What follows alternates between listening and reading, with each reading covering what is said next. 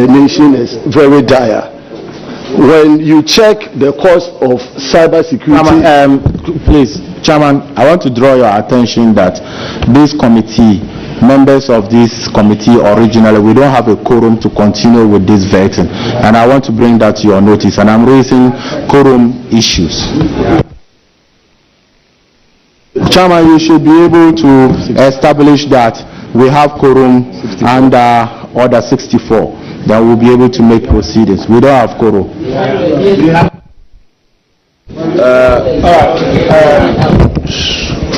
Chairman, with all due respect to the First Deputy Minority Chief Whip, with all due respect to him, this shouldn't happen again. Why? If you want to invoke the rules, please do so properly. Do not interrupt the proceedings in such a disorderly manner. You have failed to invoke the rules properly. This is a committee proceedings that is ongoing. You have not established the number of committee members sitting around the table for which will warrant your interruption in such a manner. With all due respect, let me offer some education. This committee is constituted pursuant to Order 217, Rules 1, 2, 3, 4, 5, 6, 7, 8, 9, 10. In accordance with Rule 217.2, there are standing members of the committee pursuant to 2171. There are 11 standing members. Under 2172, subject matter committee leadership are statutorily mandated to be represented on the committee where subject matter minister nominees appear. As we speak, your side has provided 2 names as subject matter leadership committee from the communications committee. The majority side has also provided 2 subject matter honorable names to satisfy the requirement under that provision. Now, if you add these 4 members to the standing members of 11, that is 15. Now, you have not established that as we proceed, a quorum of 15 will give you at least 5. You have not established that even the membership supplied. Please, Chairman, can we have some order around the table? Please. You have failed to establish that even around the table, myself, yours truly, the chairman presiding, plus the 2 members you have supplied, plus 2 from our side, that is 6. Even minus you. And you are not a member of this committee. You are not. Speaker, please, with all due respect. Point of order. I'm a member of this committee. With all due respect. Understanding Order 2177. Yes. Read Order 2177. I'm a member of this committee. Please. I haven't called you yet. Please. But you didn't call him, and he's also distracted. So if he's misleading the House, he should read Order 2177. And no, then he should withdraw the fact that I'm not a member of this committee. Because if you read Order 2177, Chairman, it states that a member of the leadership of the House is entitled to participate. I'm a leader of the House. Chairman, I am entitled to say I am a member of the committee.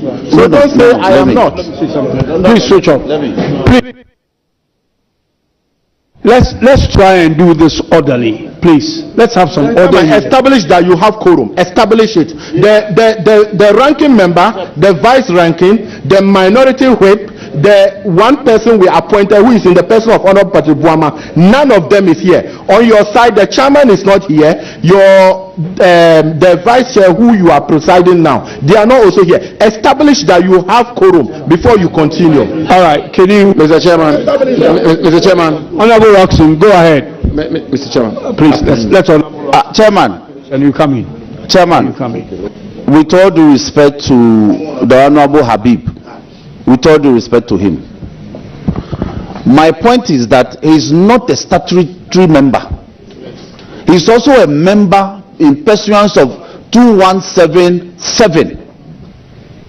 So if you just walk in, you have not even sat down for more than 2 minutes, and then you jumped in. Now, I have established that this committee is properly constituted for its work. In any case, we are not speaking of a commencement quorum. There's a difference between a commencement quorum and a decision-making quorum. You have not demonstrated the distinction. Please, Chairman, with all due respect, this is very serious business of state. So the leader should comport himself. And if he wants to come in, okay, I withdraw that. Now, Chairman, I withdraw. It's withdrawn. Please withdraw. Now you just jumped in to raise an issue of quorum, and I'm saying this is the third nominee that we are listening to, we are interrogating. The point where you could raise a commencement quorum is long past in the morning. We are in progress, we are in flight. When it comes to a decision making, then you could decide, you could raise the issue of quorum that we are about to take a decision as a committee. We are not properly constituted. Now, may I refer you to Article 102 of the Constitution and 104 of the Constitution, and in reading that, marry it with the decision of the Supreme Court in Abdullah versus the Attorney General, that the rules of Parliament are applicable mutatis mutandis to the procedure before a committee's work, and that where the committee has begun proceedings, quorum was established and the proceedings is ongoing. So you cannot raise the issue of commencement. Now let me establish this point. Chairman, let me establish this point.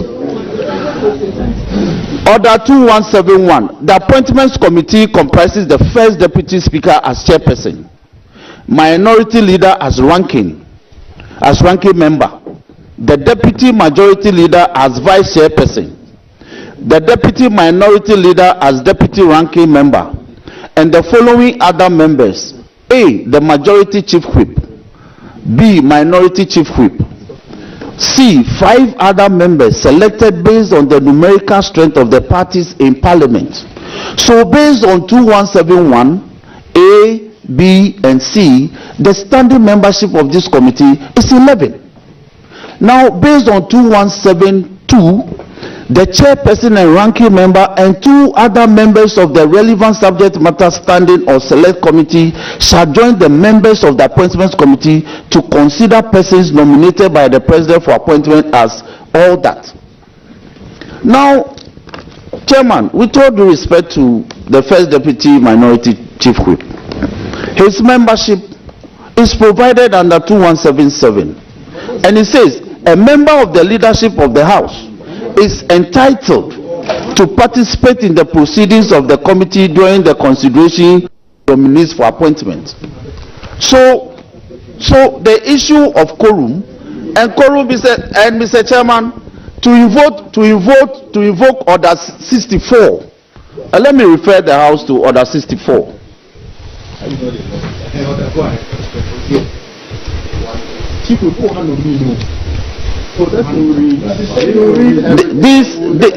This agenda to disrupt these proceedings, it won't work.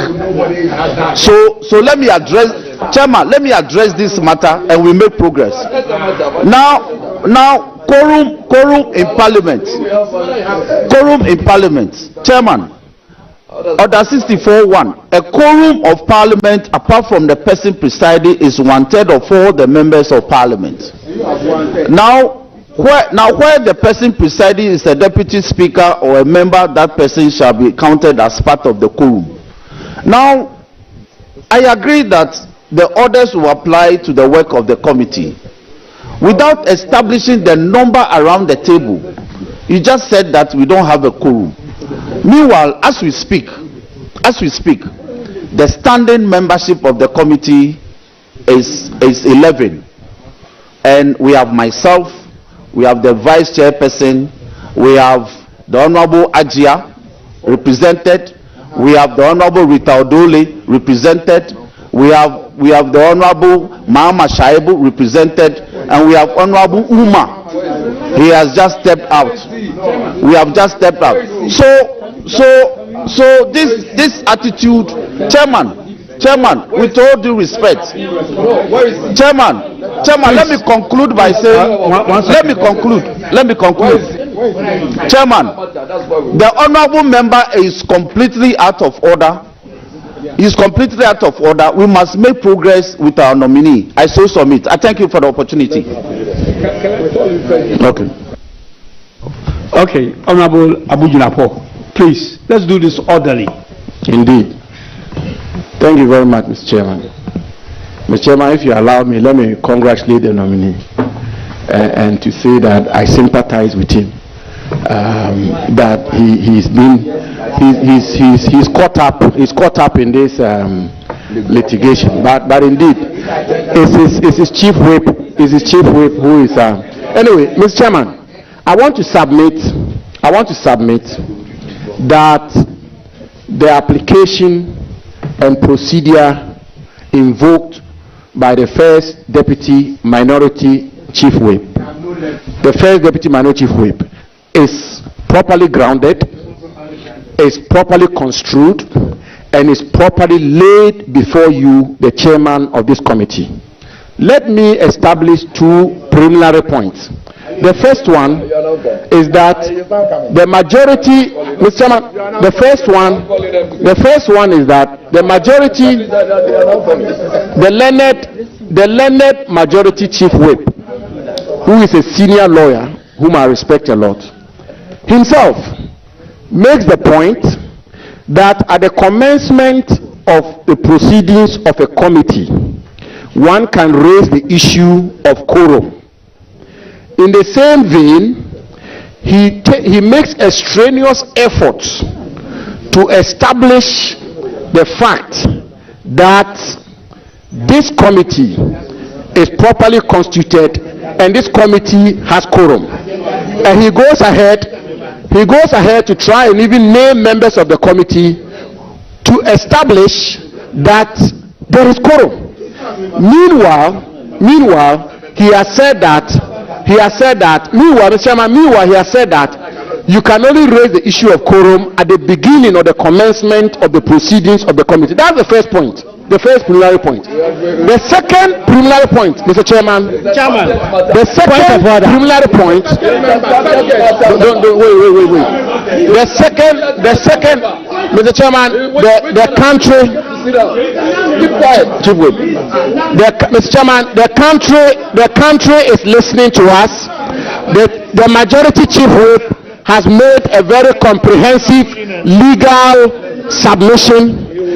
Members on this side, the minority, we are making our submission. I think we owe it to the nominee, we owe it to the country to get to the bottom of this matter in an orderly manner based on the rules of the House.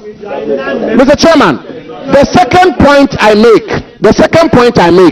is that what the deputy minority chief whip sought to do was to raise an application pursuant to Order 64 of the Standing Orders of Parliament to the chairman of the committee. And Mr. Chairman, when that application is laid, it is only and only when the application is laid before the chairman will the chairman go through the processes and the proceedings pursuant to Order 64 of the Standing Orders to make a determination whether or not this committee, this Appointments Committee of Parliament, is properly constituted and that it has quorum. Mr. Chairman, with your permission, I want to quote Order 64. Order 64 says, Mr. Chairman, the quorum of Parliament, please, apart from the person presiding, is 1/3 of all the members of Parliament. Order, please. Where the person presiding is a deputy speaker or a member, part of the quorum. Please. 3. A member may draw the attention of the person presiding at any time during a sitting that members Mr. Chairman, can I be listening in silence? We are live on national television. I mean, can we please? Now, look. No, can we?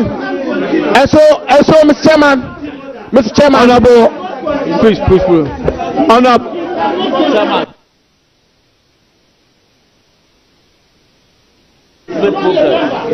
Honorable member. Not a member. No, he is not. Can you put that thing off? Please. Yeah. Okay. All right. Honorable member, I believe you are Mr. done. Chairman, now just a few more minutes. Yeah. 1 or 2 more points. Relax. And so, Mr. Chairman, what is the point I seek to make? Mr. Chairman, the submission I make is that pursuant to Order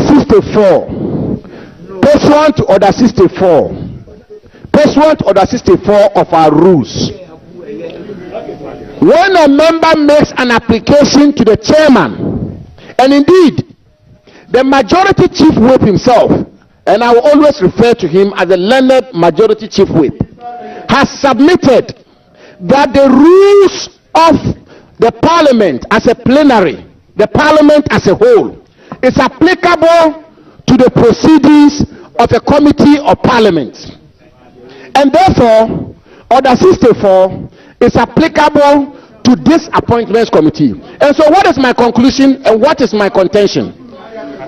And of course Article 102 and Article 101 buttresses this point, Mr. Chairman. And so I'm contending that when the deputy first minority chief whip made the application to you, the correct and proper procedure pursuant to Order 64, which is Order 64 applicable to the House of Parliament, and which the majority chief whip himself has submitted, applies to the committee of the House, and therefore the committee, the appointments committee.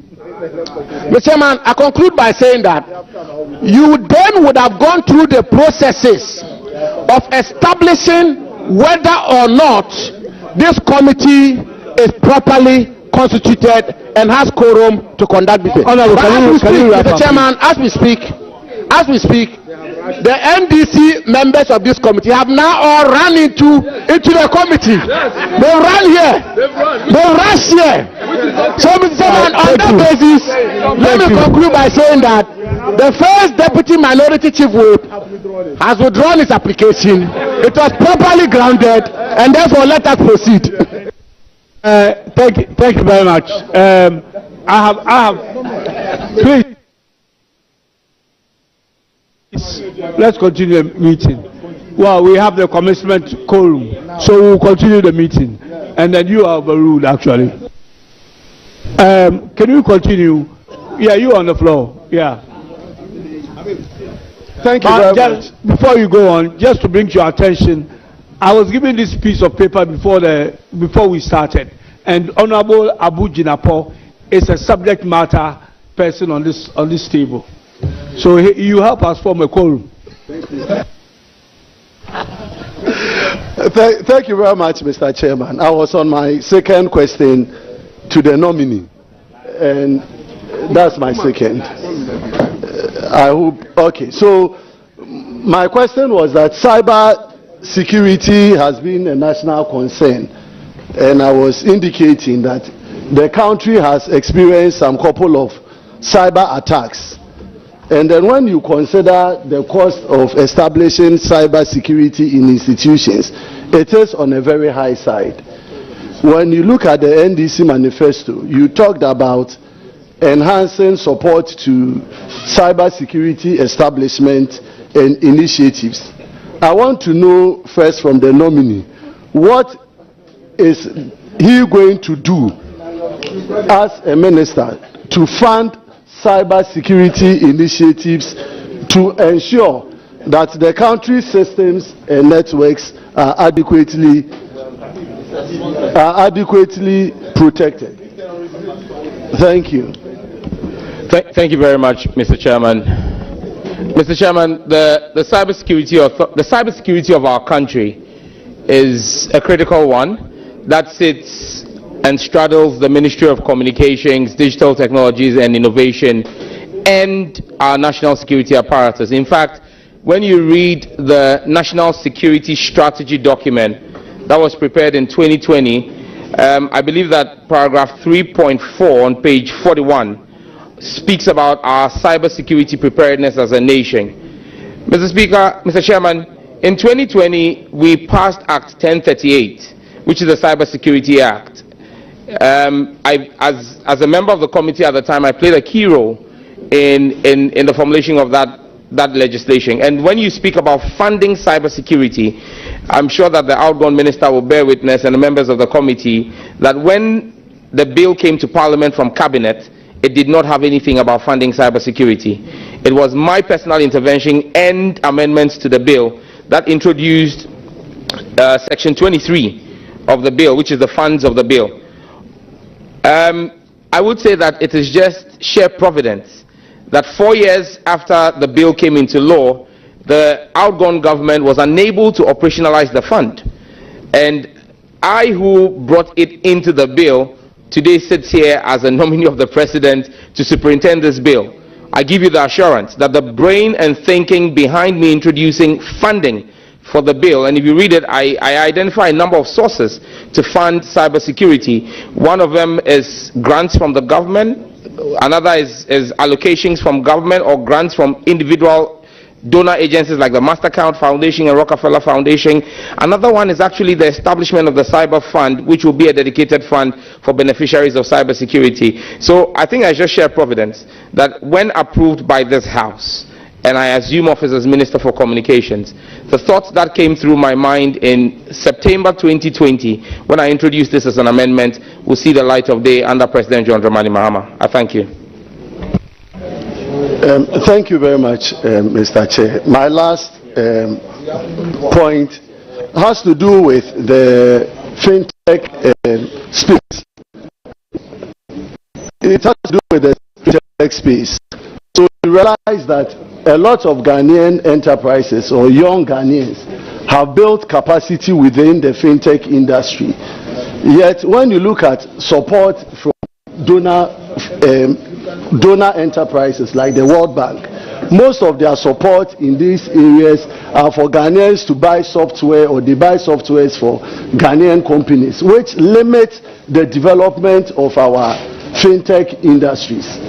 Now, there's also a call from your NDC and during your manifesto that you are going to establish a $50 million fund to support the fintech industry. My question is, how are you going to protect the young Ghanaians who have built up their capacity in this fintech space?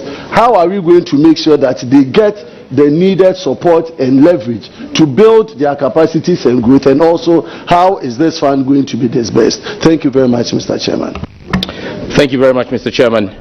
Mr. Chairman, as subcommittee chairman for the NDC's Manifesto Drafting Committee on Digital Economy and ICT, we put in place that policy plank with the approval of His Excellency John Dramani Mahama to set up a 50 million fintech fund. The 50 million fintech fund, that 50 million is supposed to be a seed funding that we're going to use to attract funds from other multilateral and bilateral donor agencies. Our target is to build a $300 million fund. That's not going to be disbursed like confetti, but that's going to be used as seed funding to attract major funding from venture capitalists and angel investors. Another thing we're going to be doing to support the fintech industry in Ghana is the setting up of business advisory supports and regulatory sandboxes to ensure that our young startups survive. In fact, the statistics show that most startups die before their 5th anniversary, and that's because most of these startups are started by young innovators who don't have all it takes to run a business. It's one thing being an innovator, is a completely different business running and managing a business enterprise. And so that's where this fund is going to come in, to offer them the business advisory support, to give them what it takes to run a business profitably, whilst the innovative juices of young Ghanaians, the creative minds that God has blessed this country with, will continue to explode. But one last thing we're going to do for the fintechs is that we're going to redefine the entire regulatory framework. As we see today, the president has issued an executive instrument that redesignates the Ministry of Communications to the Ministry for Communications, Digital Technology and Innovation. Fintechs are digital technology. It's because of them.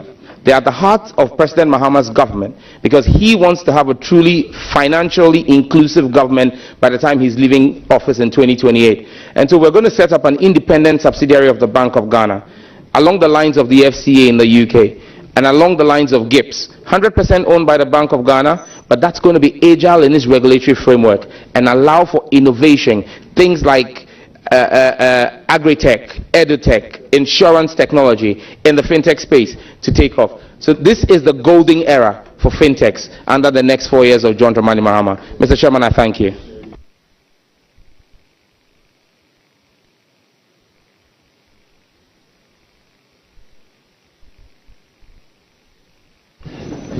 Any further question? Or you are done? You've asked your 3 questions. Then I will proceed to give the floor to Honorable Abu Jinapo.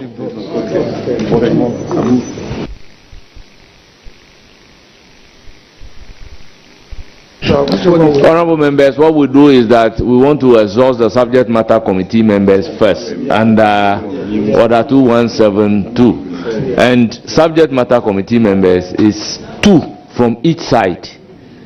So if you want me to give the floor to another person, before you can cut.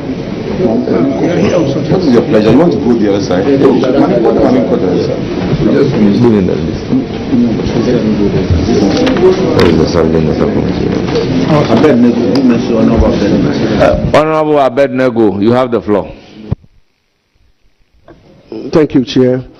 And congratulations, Senior. Your appointment does not surprise anybody, because you have proven to be very, very, very astute in the communications industry. I wasn't here in the 7th Parliament, but I followed your exploits when you played a leading role in getting the cybersecurity law passed in 2020, Act 1038. There was a question on that, but let me pick your thoughts also on the same subject matter. There is 2 schools of thought. One believes that the Cybersecurity Authority should be under the remit of the national security. Others, they make the argument that it has to do with cross-border crime, talking about jurisdictional issues. Those who are in favor that it should remain with the Ministry of Communications make the argument that it is an IT-related, and therefore it should be with the Ministry of Communications. You have been with it from its inception. What is your thoughts on these 2 of thoughts? Thank you very much, Mr. Chairman. In my earlier response, I made reference to the National Security Strategy document of 2020 that recognizes cybersecurity as a key tool. I agree that there's the school of thought that thinks that cybersecurity should not sit, especially the Cybersecurity Authority, should not sit under the Ministry of Communications, but rather under the National Security Ministry. There is some merit to that, but I think that when you look at it holistically, you realize that that will not be the best architecture. When you look at best case situations across the world, like in India, like in Singapore and in Rwanda, you realize that you keep your Cybersecurity Authority under your Ministry for Communications or your ICT ministry, because cybersecurity plays 5 cardinal roles, or has 5 interfaces. There's the public interface, which deals with the citizens. Then there is the international interface, our engagements with multilateral and bilateral stakeholders. You've got the industry interface as well, where you talk about the cybersecurity professionals in the sector. You've got the policy formulation, which is largely what the ministry will lead. And then you've got the security and intelligence interface. So of 5 interfaces, 4 of them are civilian and 1 is security.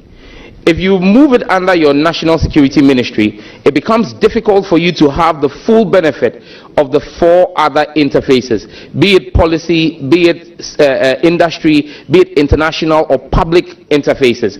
What we need to do is to have collaborations between the Ministry of Communications, Digital Technology and Innovation and our national security outfits to ensure that the synergies are built between both institutions. I thank you, Mr. Chairman.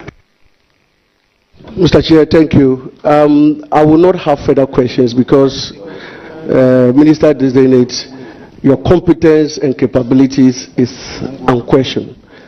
Congratulations once again. Any further questions?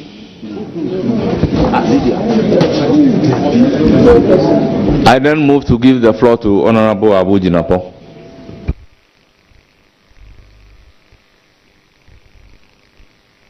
I'm ready.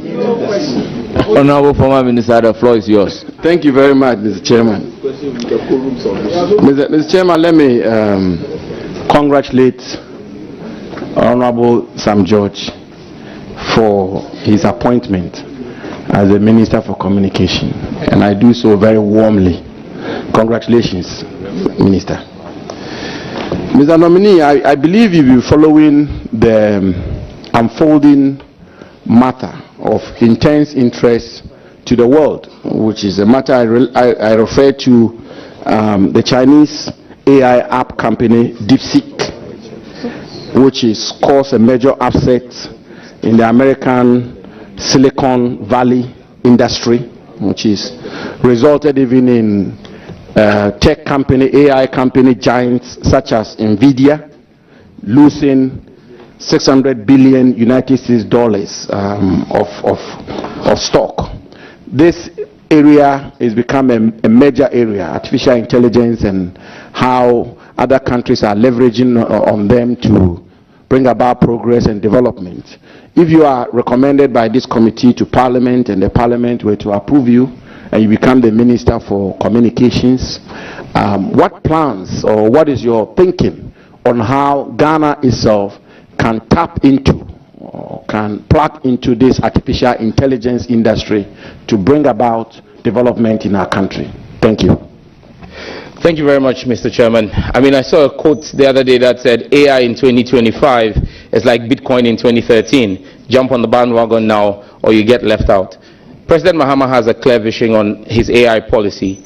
We're going to take the current AI strategy that was developed by the previous government, review it, make it fit for purpose by engaging industry and ensuring that Ghana becomes the hub for artificial intelligence on the African continent.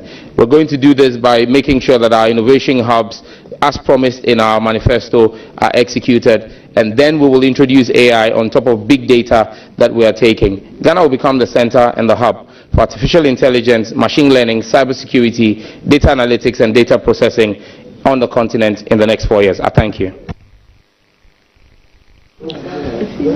Thank you, Mr. Chairman. Mr. Chairman, the question has been asked already, but I think it's a very important matter. Honorable Minister, your second question. Yeah, my second question. Very well. And I think it's a very important matter which I believe the nominee will want to shed some more light on. Cybersecurity is a major area in the security framework of the world. It's probably, arguably, one of the most important areas of security concerns across the world, cybersecurity. Now, you've spoken to it, but there is obviously the big debate out there as to where the effort to clamp down on cybersecurity should be properly situated. Some of the pundits hold a school of thought that it's a national security issue, and therefore it should be situated within the ambit or the confines of the national security architecture, with the Ministry of Communication being more or less the expert or specialist wing which supports the national security to clamp down on cybersecurity. Of course, you cited the example of India, but there are other examples like America, like England, like Europe, and several other places where the framework is fundamentally different from some of the examples you cited. In Ghana today, it is situated under the Ministry of Communications largely. What is your position? Not so much as to how the country's efforts at fighting cybersecurity, where it should be situated, but how can we build a proper synergy between the national security apparatus holistically in its totality and your ministry to ensure that we come to full grips on the issue of cybersecurity in Ghana? Thank you. Once again, I'll just reiterate for the purposes of this committee and for the betterment of the people of Ghana. The NDC holds a view that cybersecurity is not just a national security issue, it's also a civilian issue. Cybersecurity has two sides, it's two sides of the same coin, protecting citizens from the state and from malicious actors. If you put cybersecurity solely under the ambit of national security, it assumes a fully militarized, weaponized tool. But cybersecurity, like I said, has the public, has the industry, has the international and policy outlooks that we need to keep as civilian. The architecture we have today allows for daily briefings by the Director General of the Cybersecurity Authority to the National Security Coordinator. So we are fully integrated. There's full briefings. The Joint Security Council has the Minister for Defense, the Minister for Interior, the Minister for Foreign Affairs, the Minister for National Security, and the Minister for Communications there. And I'll just make this clear. You've got the police, the Minister for Interior, overseeing the police, the Ghana Police Service. The Ghana Police Service does some work relative to cybersecurity. We've not moved the police from Ministry of Interior under National Security. You've got Defense Intelligence under the Ministry of Defense. We haven't moved them under National Security. You've got the Research Department under Foreign Affairs. You've not moved them under National Security. Cybersecurity has a home under Communications and it will remain there. Thank you.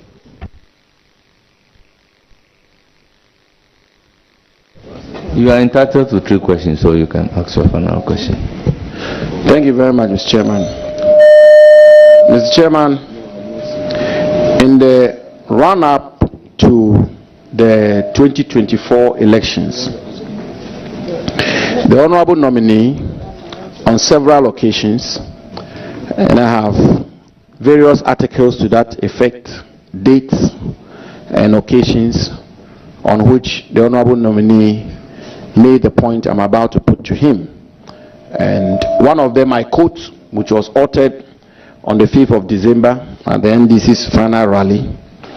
And I quote, Mr. Chairman, the nominee said, vote for candidate Mahama to sign the anti-LGBTQ bill, end quote. Mr. Chairman, by way of background, we are all very familiar with the interest, this, and rightly so, the interest the anti-LGBTQ bill generated in our country, so much that it traveled all the way to the Supreme Court. And the honorable nominee was very categorical that if you voted for President Mahama, the bill will be signed. So my question to the nominee, following the firm promise and commitment he made to the Ghanaian people on behalf of his party, the National Democratic Congress, and his candidate, President Mahama, when will the bill be signed? When will the bill be signed? Thank you very much. But Honorable Sam George, be brief. Be brief. Thank you, Mr. Chairman. You know that this question, because you were chairman of Constitutional, Legal and Parliamentary Affairs, you know my passion about this. His Excellency President Mahama spoke immediately after his swearing in when he met with the Catholic Bishops' Conference. I wish to quote what he said, parts of what he said, with your permission. So the convention is that all bills that are not assented to before the expiration of the life of Parliament expires. And so that bill effectively is dead. It has expired. I don't know what the promoters of the bill intend to do, but I do think that we should have a conversation on it again. I repeat that again for emphasis. President Mahama said, I do think that we should have a conversation on it again, so that all of us, if we decide to move that bill forward, move it forward with a consensus. My position is that that bill is a critical part of our national life. Ghanaian family values, our children's innocence must be protected. In this 9th Parliament, that bill will be reintroduced, either as a private member's bill or as government's bill. I will work with government. If it's government's bill, if it's not and it's my bill, I will bring it back again, because my chiefs seated here, the chiefs from Ningo and Pram, supported me in bringing that bill in the 8th Parliament. They've asked me to reintroduce it in the 9th Parliament. I will do so. Thank you. Thank you very much. Mr. Chairman, I have a couple of follow-up questions. I have a couple of follow-up. I didn't ask follow-up questions in the first you are entitled to a follow-up question on a substantive question. So once you don't exercise the right to ask a follow-up question after asking the first question, the second question, you can have so I can't 3 follow-ups. You are now entitled to 1 follow-up question on the LGBTQ. Okay, thank you. So, Mr. Chairman, the nominee is also on record to have said, and I quote, the Chief Justice is helping Akufo-Addo to support LGBTQ, end quote. I want to repeat. The nominee is on record to have said, the Chief Justice is helping Akufo-Addo to support LGBTQ. Mr. Chairman, we are all very much aware of how strong a Christian the Chief Justice is. And indeed, the nominee came to this conclusion because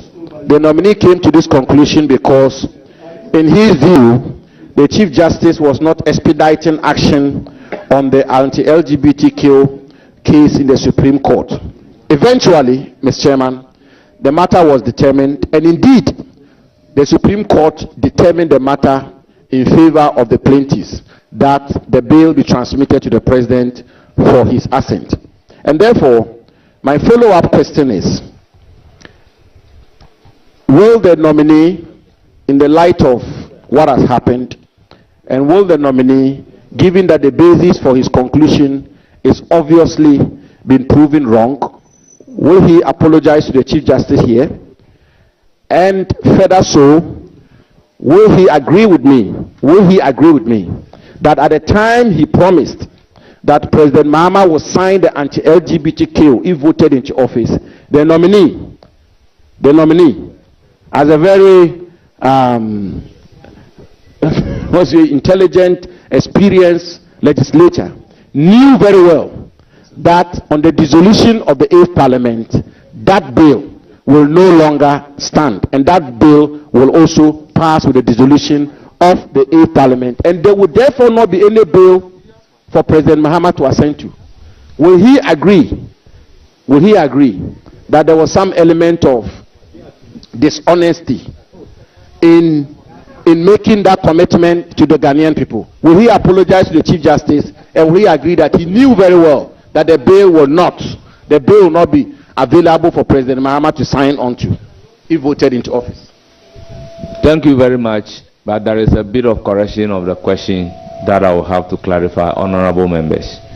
The action was taken by the plaintiff, and if the plaintiff's action is dismissed, the decision of the court cannot be in favor of the plaintiff. So the plaintiff's action clearly was dismissed.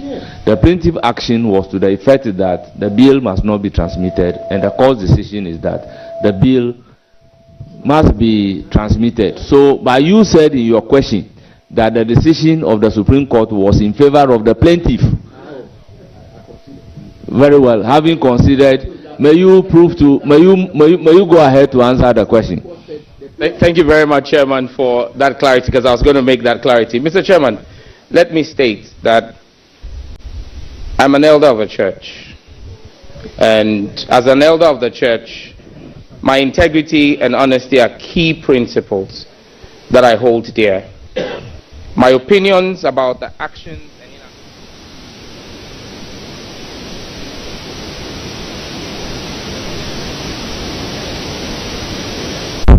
watch your favorite TV show in your palm.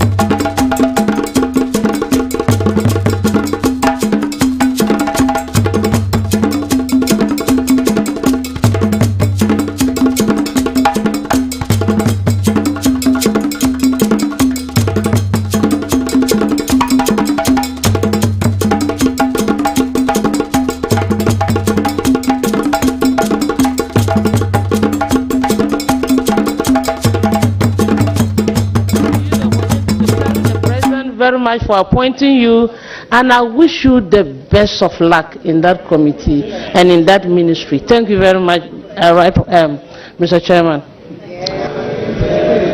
Thank you. I then recognize Honorable Hajia Ladi Ayamba.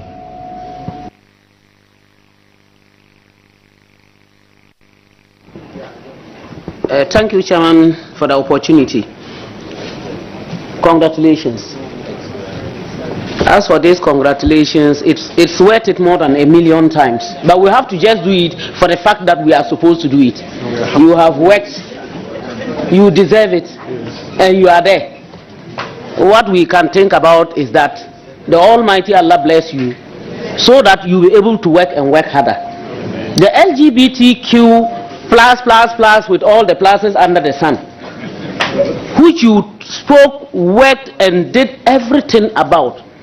My concern is about issues of what was being put inside our books, that is in the schools, for peoples to learn. And I'm using peoples because this is as far as the basic schools.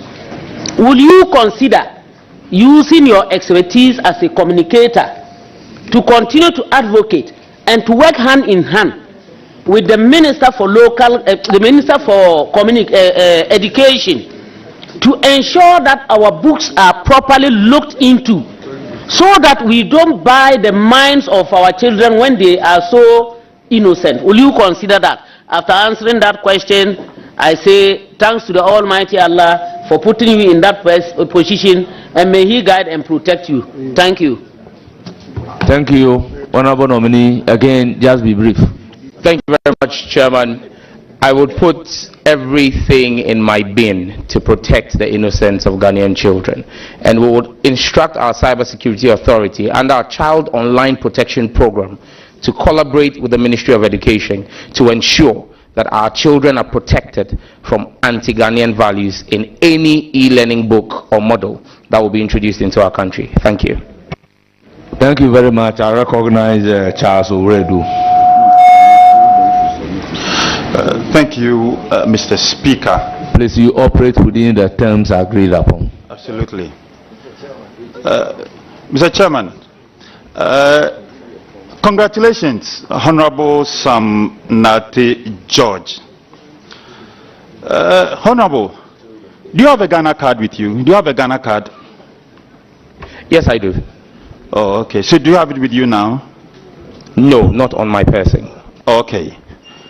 So why would you say that using the Ghana card as the primary source for the SIM registration was flawed, and that you would want to subject the good people of Ghana to another re-registration of the SIM card.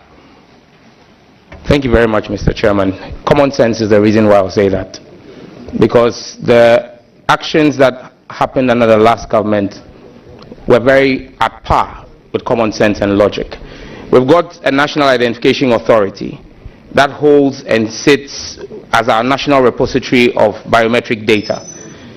I think it was wickedness of the highest order to subject Ghanaians to long hours of queues, taking away productive man hours affecting our economy, to go and queue again and resubmit biometrics, simply because egos could not be managed.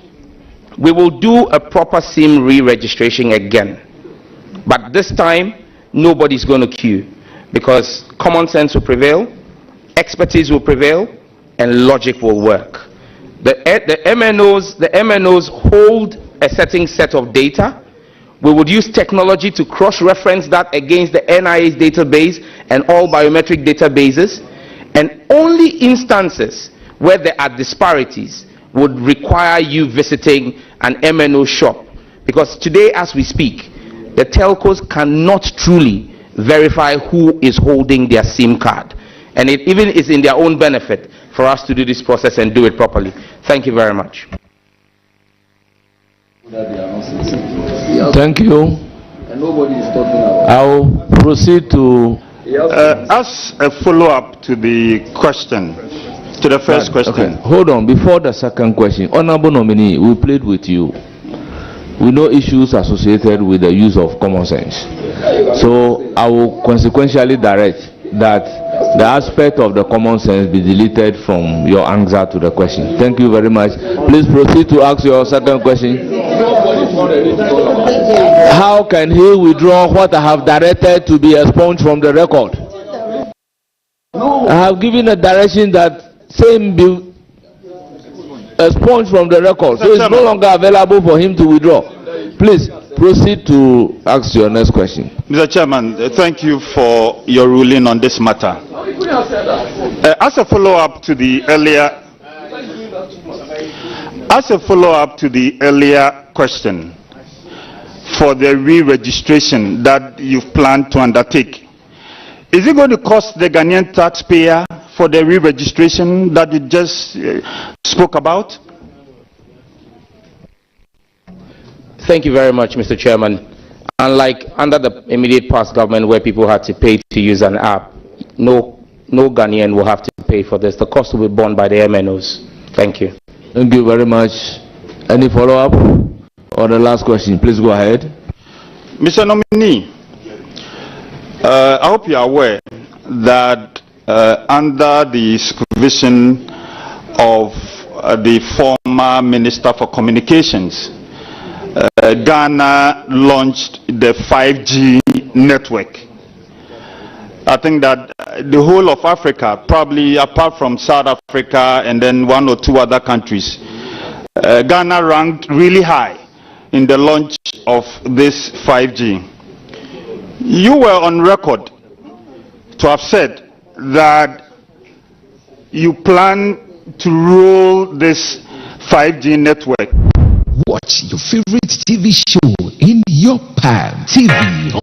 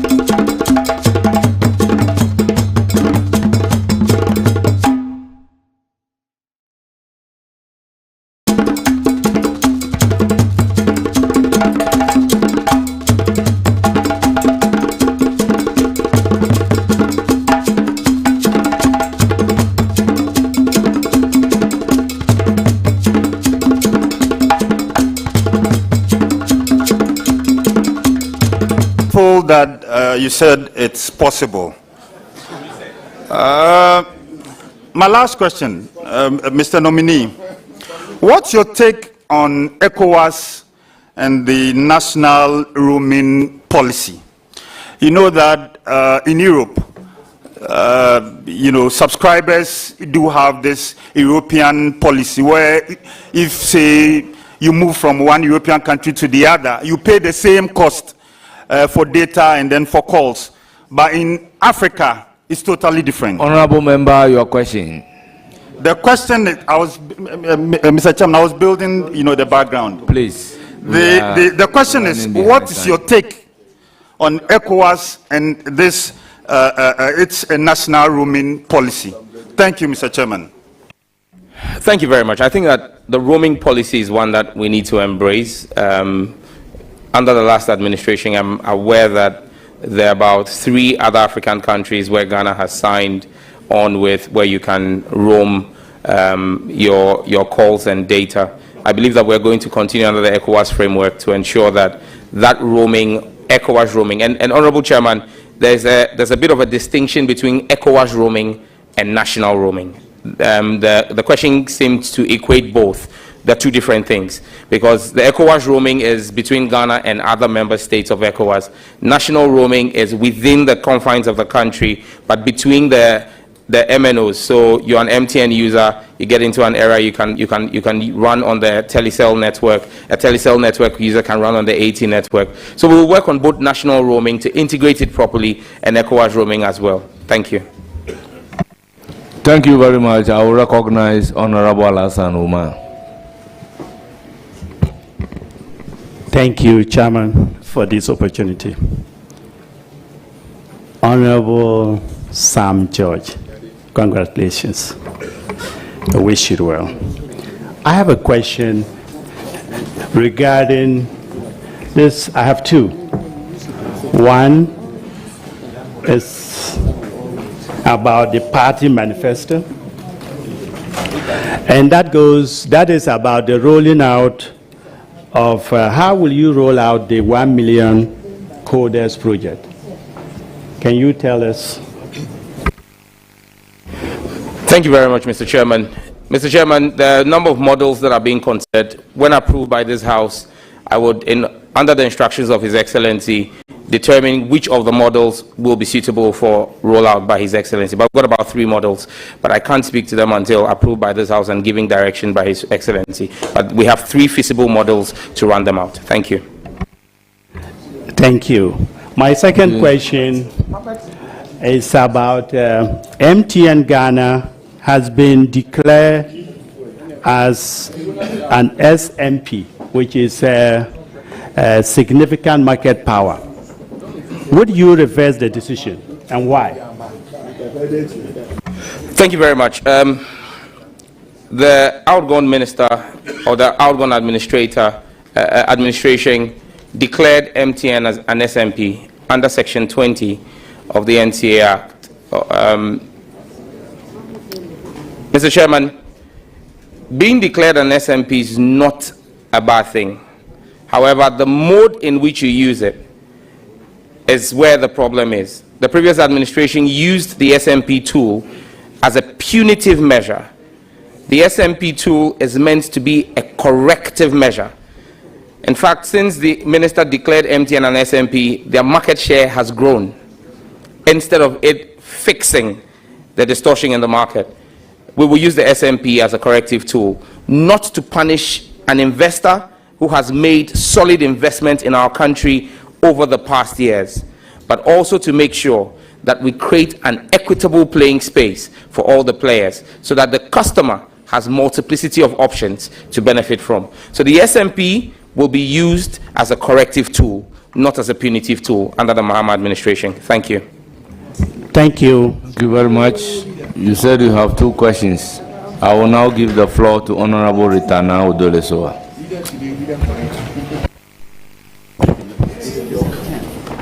Thank you, Honorable Chair. I wish to congratulate my brother, Honorable Sam George, on his nomination by His Excellency, the President of the Republic of Ghana, for believing in you that you can. My question is, do you think there are too many taxes in the communications sector, and what do you intend to do about that? Thank you. Thank you very much, Mr. Chairman. This question is more like a trick question. I'm guided and minded that my brother, who has been vetted and approved by the House, Honorable Atuforsing, is dealing with plugging a big, deep hole in our national purse. And so talking about taxes is pretty touchy. However, yes, if you look at the cost build-up for taxation, when you look at a network like Telecel, about 27.65% of the cost build-up is taxes. When you go to a network like MTN, it's almost 40%. It's important that we look at the taxes in there. I know that the government has indicated, our government has indicated that we'll repeal the COVID levy. The COVID levy is part of the cost build-up. But I think that one of the key things we need to do for the telcos to help with the pricing would be to look at power tariffs, because power tariffs is where the real issue is. That's where the real cost element comes. And conversations are already on the foot between myself and Honorable John Jinapo and the industry to see how we can work on that. But I believe that something has to be done about the tax build-up for the sector. Thank you. You have additional questions. Yes. Please go ahead quickly. Thank you, Chairman. I want to find out from the Honorable nominee, as members of Parliament, there's cybercrime ongoing where Facebook accounts of honorable members of Parliament, because I'm an MP, I'll speak to that. We have our accounts, I'll say impersonation of our accounts, and people are duping people through our names, and sometimes they'll say they're going to create employment for them. This is something we reported in the 8th Parliament, and nothing was done about it. These people have MTN Momo accounts, and they are able to get people to pay monies into those accounts, and it's a bit worrying. What do you intend to do, or what can you do about it when giving the nod as the minister? Thank you. Thank you, Mr. Chairman. Question is double-edged. You're talking about impersonation on social media, on platforms that are outside the jurisdiction, run from outside the jurisdiction, and then you're talking about mobile money fraud, which happens within the jurisdiction. On the Facebook platforms, I think that we're going to work closely with members of Parliament. The Speaker tried to do that with leadership of the House in the 8th Parliament to try and get all members of Parliament to come together and public government officials for us to identify your accounts and then verify those accounts. But let me use this platform to appeal to the young people and the people of our country. No member of Parliament or Minister of State will come into your inbox on Facebook and offer you a job. It is a scam. Please beware. We've given this notice several times because cyber awareness is the key to this. So we beg, no minister or MP will come and offer you a job. When it comes to the mobile money fraud, that's the more reason why we need to do the SIM re-registration. Because today when you ask the MNOs to identify for you who really uses that SIM, they are unable to do so because many of those SIMs were pre-registered SIMs. And if there's an instance I'm aware of last year where we pursued with the Cybersecurity Authority from Parliament here because it involved a member of Parliament. When we found out the card that was used to register the SIM, the individual whose card was used had never even gone to that MNO to register a SIM. So somebody had used his details to register that SIM. That's why we need to re-register the SIM. So we will work with the MNOs to clean up the sector using SIM re-registration and then ensure KPIs that will drop cybercrime using mobile money fraud. Thank you. Mr. Chairman, I want to wish him the very best and God's blessings. Thank you. Thank you very much. I proceed to recognize Honorable Samiya Oku. Thank you, Mr. Chairman. Mr. Nominee, permit me to take you back a bit to the question of LGBTQ. Let me take you back to 2014 during a program on multi-TV, Joy News, Joy TV. That time it was Majority Caucus. And let me paraphrase. That is a direct quote, and I'm quoting in full.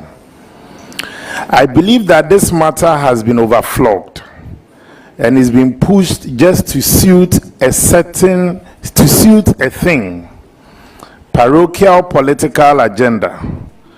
C, irrespective of my personal opinion on homosexuals, the Constitution of this country remains supreme, and the Constitution of this country enjoins that everybody has right,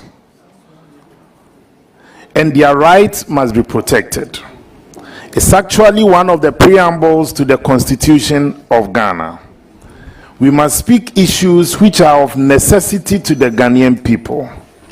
The amount of airtime we have wasted, I call it wasted, not spent, wasted talking about gays when we have pertinent issues of water, pertinent issues of power, potential petrol prices going up. Look, those are the things that bother everybody. And they don't care whether the president at that time, His Excellency President Mahama, who published his book, is gay or not. This was in 2014. My friend and brother nominee, I want to ask, has this view changed? And if it has, what occasioned it? Thank you very much. I would, if I had the opportunity, play the full recording of my submission for the purpose of the country, because what you have read is a 2 minutes 14 seconds transcript. I have the video. Do you want us to play it? Your transcript is of a 2 minutes 14 section of a 14 minutes long submission. Honorable nominee, I think the question that he's asking is whether or not your view has changed. Chairman, respectfully, he layered the question. My answer needs to be layered as well. So I plead with you to give me some time. My respected colleague, Chair, thank you for the opportunity. Sometimes the public misconstrue the engagement. You've been our colleague. When certain questions are being asked, they are not meant to embarrass you. I want you to sit here with a mindset that this inquisition is for the purpose of governance. No intention to disrespect you. We are political animals. There are times that when we are in the space of politics, we act in a certain manner. But with the benefit of hindsight, we all realize that, well, maybe this one, it could have been this or that. So some, take it easy, relax. This vetting process can be as short as possible, depending on posture, approach. I recall, and I will say this with the leave of chair, I recall, in my early days in practice, here was a young barrister advocating for bail on behalf of my client. And in the bail application, I was talking too much law. I recall the district magistrate, after court, called me into his office and asked me whether I know why my client was denied bail. He said, normally, when you are appearing before a court and you want bail, the approach is not all about the law, how you even extend courtesies to the court. Situations where you think the court is erring, how you go about it will contribute materially to how the judge will treat your client. I'm just saying this to get you to take a deep breath, to listen, so we can have a very good interaction. Don't be agitated at all. Is that okay? Is that fair? Is that okay? Mr. Chairman, I am in no way agitated. I'm extremely calm, and I just want to respond. I mean, and no offense taking to the question by my brother and friend. Mr. Speaker, Mr. Chairman, what I was saying was that it was a 14-minute submission, and in the quote, you hear that I spoke about irrespective of what my views are, those views remain the same. In that video, in that submission, I said that homosexuality, as far as I am concerned, is an aberration of the mind. It has been my position in 2014. It is my position today.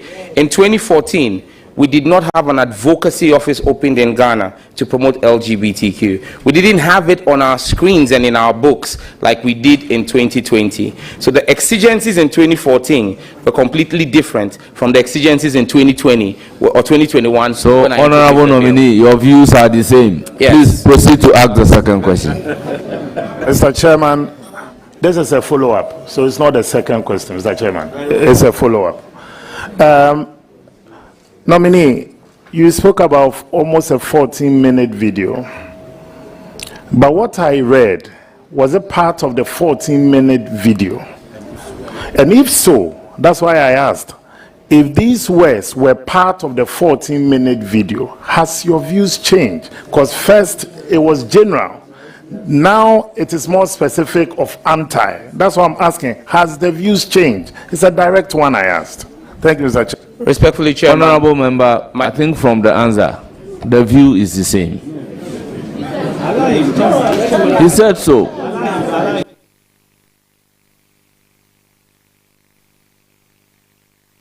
Mr. Chairman,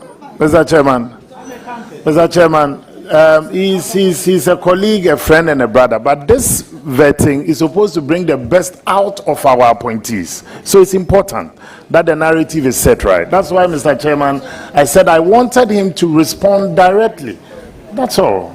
Then I'll go to my second question. So please, direct respond. My views have not changed. Thank you. Thank you, Mr. Chairman. My second question to the nominee. Data has become a gold mine in Ghana. Data. In fact, even when you are bored, what you resort to is data.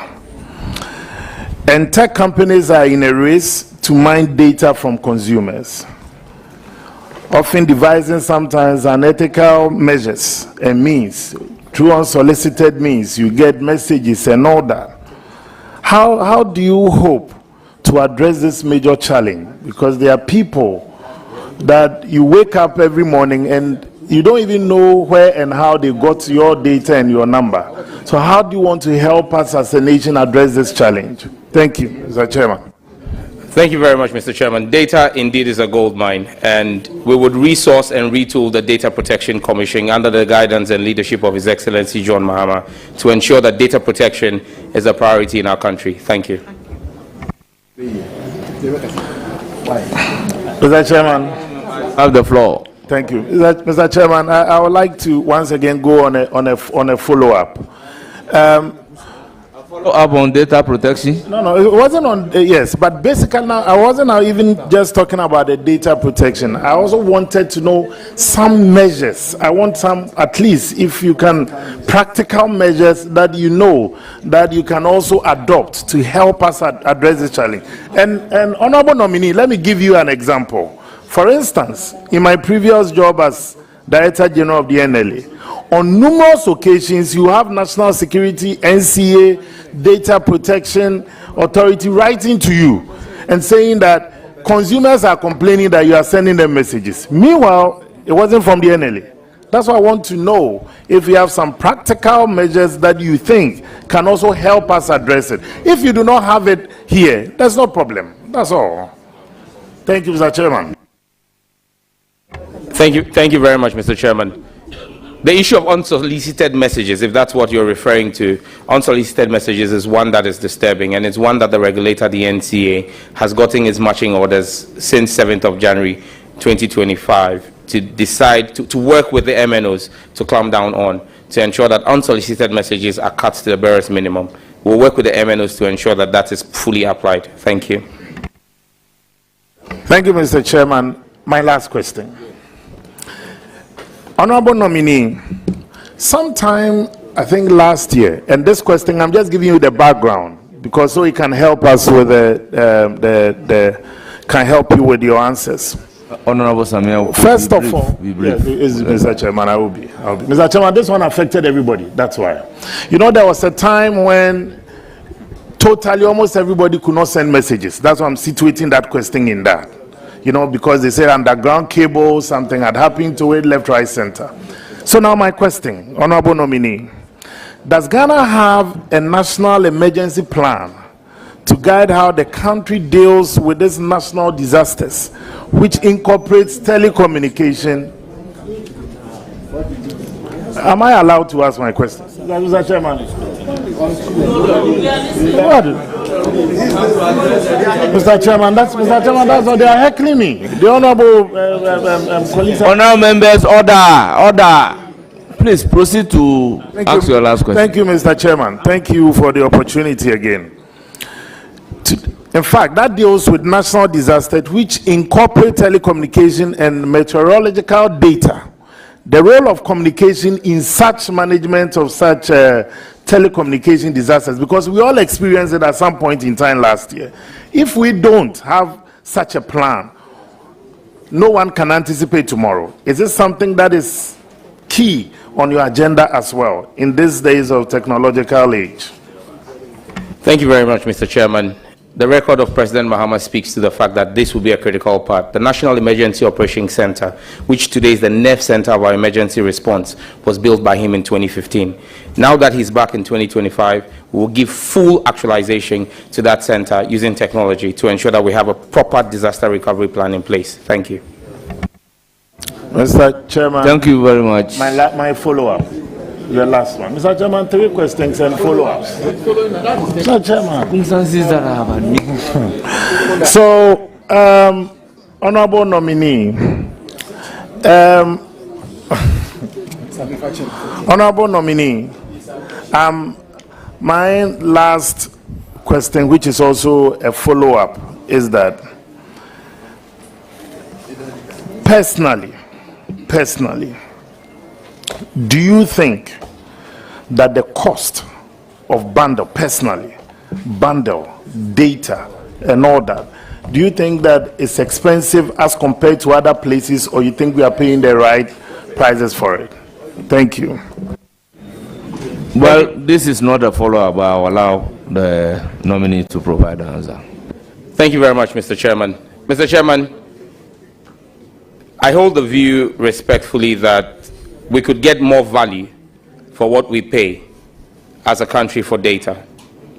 I've already begun conversations on the instructions of His Excellency the President with stakeholders to ensure that we get more value.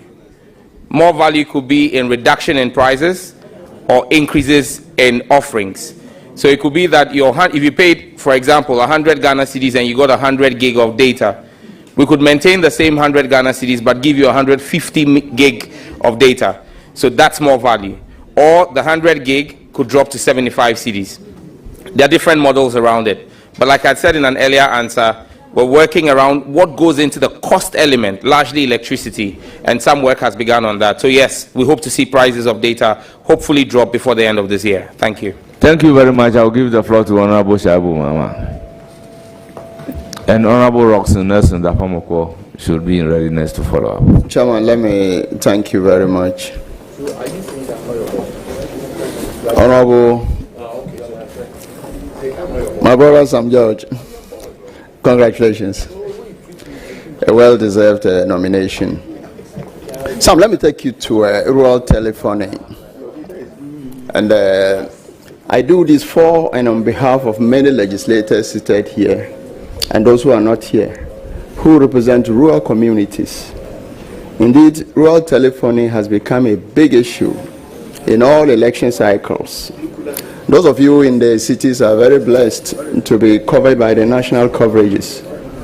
But sometimes 80% of some communities or some constituencies have no network at all. Sam, tell us what plans you have for rural telephony. Elaborate plans. The rural people are listening to you and have asked me to tell you that the people in the city are the ones who care about. But the rural people write exams, JHS exams.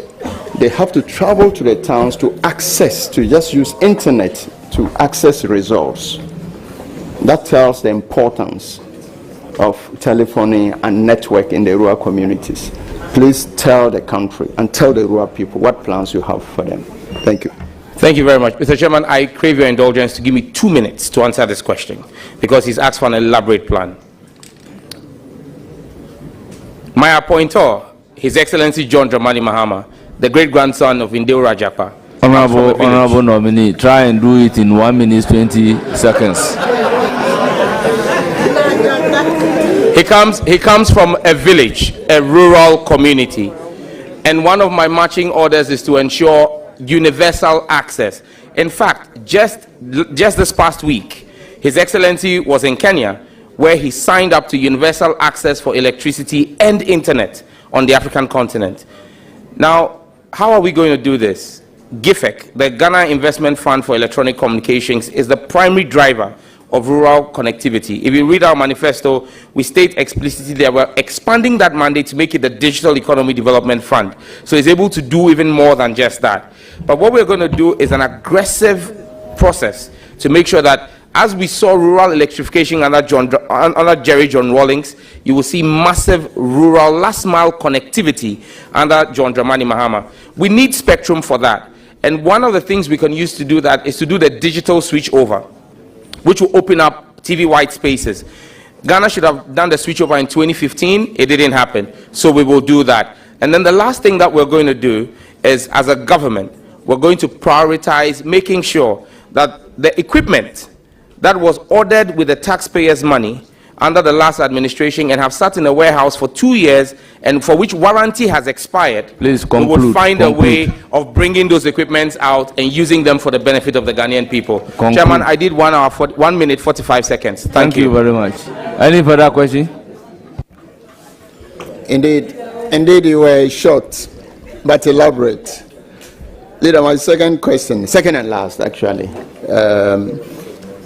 80 Airtel Tigo, 100% Ghana, government of Ghana. Is that the case? 100% government of Ghana. Airtel Tigo.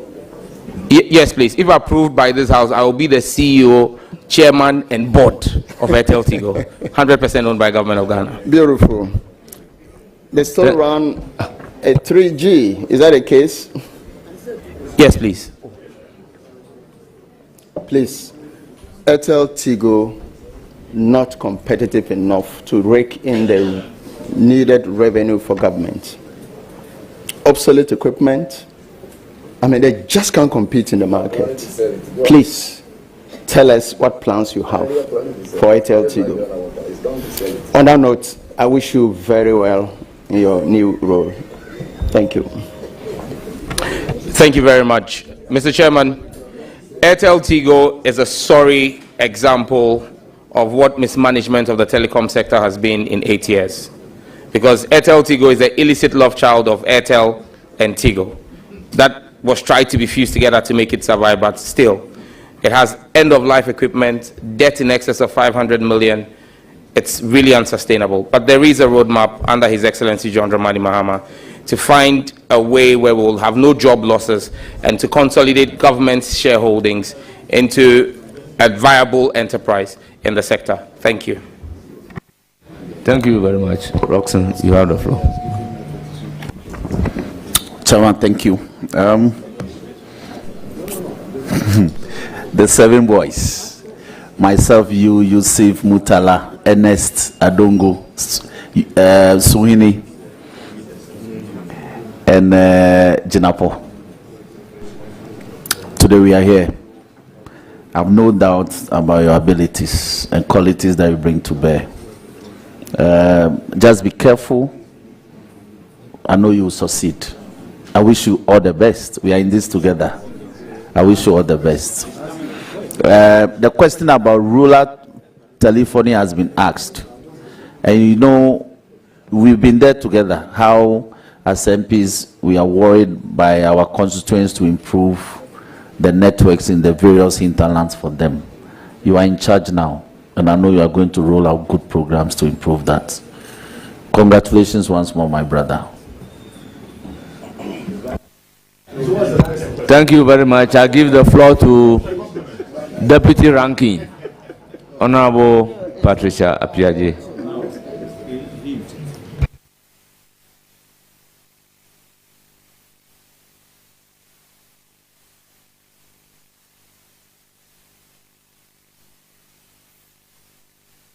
Very well, very well. She has yielded to Judicial.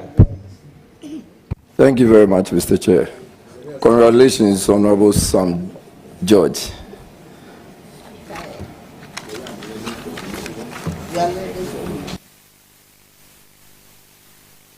Honorable Sam George, I said congratulations. Thank you very much, Mr. Chairman. Honorable Sam George, at age 40, I think you've done well for yourself. But there are a lot of buts. You have, over the period, used very unprintable words. Said,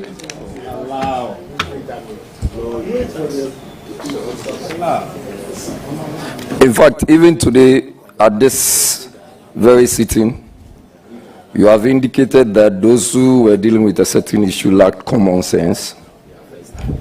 You have also said a piece of nonsense when Dr. Baumia had just finished a certain presentation. Honorable Judicial, once I ordered that be expunged from the record, I do not think we should revisit that. Thank you very much. Thank you very much. So I'll take the common sense bit out. You've used such words as useless and gibberish, and many actually think you are very disrespectful.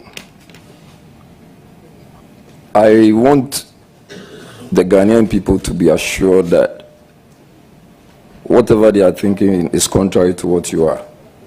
Please tell us. Thank you very much, Mr. Chairman.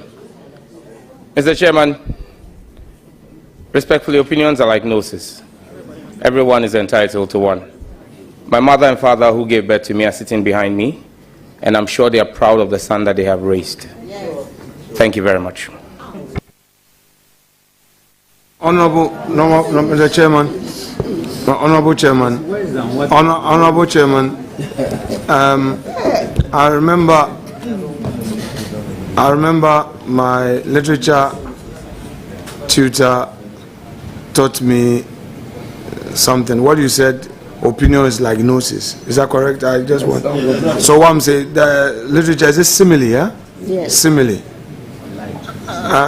So like and as, you use that, those are similes. Okay. Honorable nominee, would you want to respond to his question in another form without the use of this simile? Mr. Chairman, I have come to know the honorable member who asked the question recently. But if there's one person on this panel who has known me for years, and I believe could be a proper character reference, and attest to the fact that I am not abusive and disrespectful, it's the ranking member on the committee, Honorable Afenyo Markins. And so, yes, I reiterate, I'm not a disrespectful person. I have opinions, I state them forcefully, but I am not disrespectful. Thank you. Haven't you brought peace unto yourself with this beautiful? Because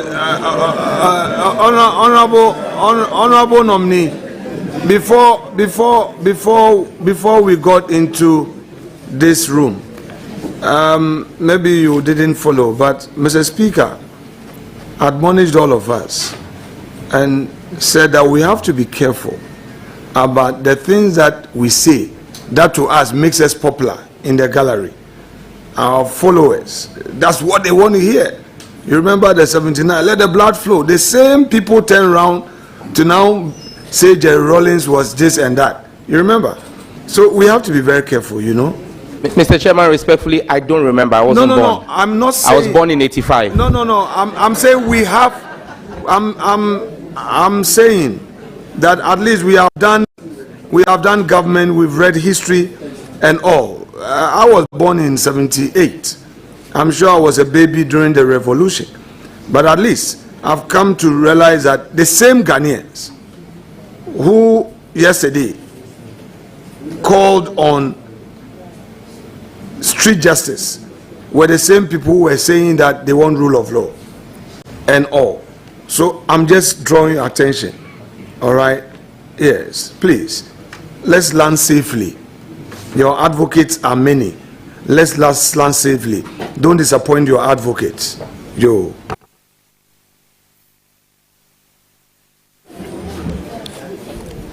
Yes, Honorable Chair. Proceed with your other question. Thank you very much, Honorable Chair. So, I just want to find out, in the midst of current dispensation, if Ghana Post is still a relevant institution with all these technological advancements, and if at all, what would you do to further equip it to play an active role in the courier services? Thank you very much, Mr. Chairman. This is a very important question. In fact, one of the most important I've had here today. Many people don't know that Ghana Post sits under the Ministry of Communications, Digital Technologies and Innovation. On Friday last week, I took briefings from the management of Ghana Post in preparation for this vetting. And one of the charges I gave to them was to rethink the whole essence of the post office. Because the post office may be seen to be a dying concern, but in other parts of the world, the post office has become a revolving place for several other services apart from just the delivery of services, of goods and parcels. And so I tasked the management there to begin to rethink the way we can make the post office a 360-degree service center, especially leveraging on the enhanced community information centers that we have built across the country, and partnering with GIFEC on those to make them truly digital centers where you can get more than just delivery of parcels. So I'm adding them with you on that. We need to make it more than just receiving and sending parcels. Thank you. Thank you. I do not have a follow-up on that. I just want to believe that one of the major or current problems we have, I don't know if you heard this terminologies, Sakawa, 419, internet fraud, cybersecurity really. And the fact that I heard you earlier mention people having some Facebook accounts, 10, 20, and it's only perhaps you have one, even when it's validated. I'm just wondering, cybersecurity authority that we have, we still have a lot of online impersonation and cyber fraud and mobile money fraud. I do not know what steps you have or you intend to bring on board to curb, if not outrightly take care of this, because we have a lot of cyber issues. I mean, people are not too sure whether or not mobile money is the way to go, although it's very functional and active. You pay, the next thing you know is being received by the wrong person. Thank you very much, Mr. Chairman. I believe that one of the challenges we've had is that we've not been able to grow our cybersecurity authority because of lack of capacity and funding. There's a RAISON project that was begun under the last government. It's stalled for almost 4 years. They need just about $5 million to kickstart the project. That's one of the things we'll be prioritizing, to make sure that the cybersecurity authority is fully tooled and equipped to be able to deliver. However, on the issues of mobile money fraud, we have to work collaboratively with the MNOs. And that's why we have to go back to the issue of SIM re-registration again, to properly register the SIMs so that the MNOs can identify who it is. Because it's one thing blocking the SIMs, it's another thing tracking the persons, the cartels behind it, and being able to arrest them and prosecute them. You need to be able to identify persons who hold SIMs. And so working together with the regulators in the space, we will get it done. Thank you. The Chairman, just a follow-up. On SIM registration, so what are the good people of Ghana expected to do with the new, your intention to re-register SIMs? What's going to happen to the ones we have already? Or those who have taken time to have registered earlier? What happens to them? How much is that going to cost you to undertake such a project? Thank you very much, Mr. Chairman. All three questions have been previously answered by me. If I have the direction for me to repeat my answers, then I'll proceed. Please do. You can repeat the answers, but be brief. Nobody, no Ghanaian will lose their SIM cards. They have to do nothing. It's going to be a technology-driven exercise between the NCA, the MNOs, and the National Identification Authority. If there are any disparities in the records, such individuals will be notified to visit their service provider. But majority, we believe that over 90% of SIM holders would not have to visit their service providers. So there will be no activity done. You just get notification that the verification has happened back end and you're verified. So just to ask, if there's no cost that will be incurred during the process. I'm coming there. Yes. Will there be cost incurred? There will be cost, but will be borne by the MNOs, because it serves the MNOs' own purpose for them to be able to know who is holding their SIMs. Because if they can't identify who are holding the SIMs, they are liable to fines from the NCA. They would rather have us do a clean identity SIM register than to get fines. Thank you, Honorable. That's it. Yeah, your last question. I'm okay. Thank you. I now give the floor to the minority leader and ranking member of the committee. Give to you.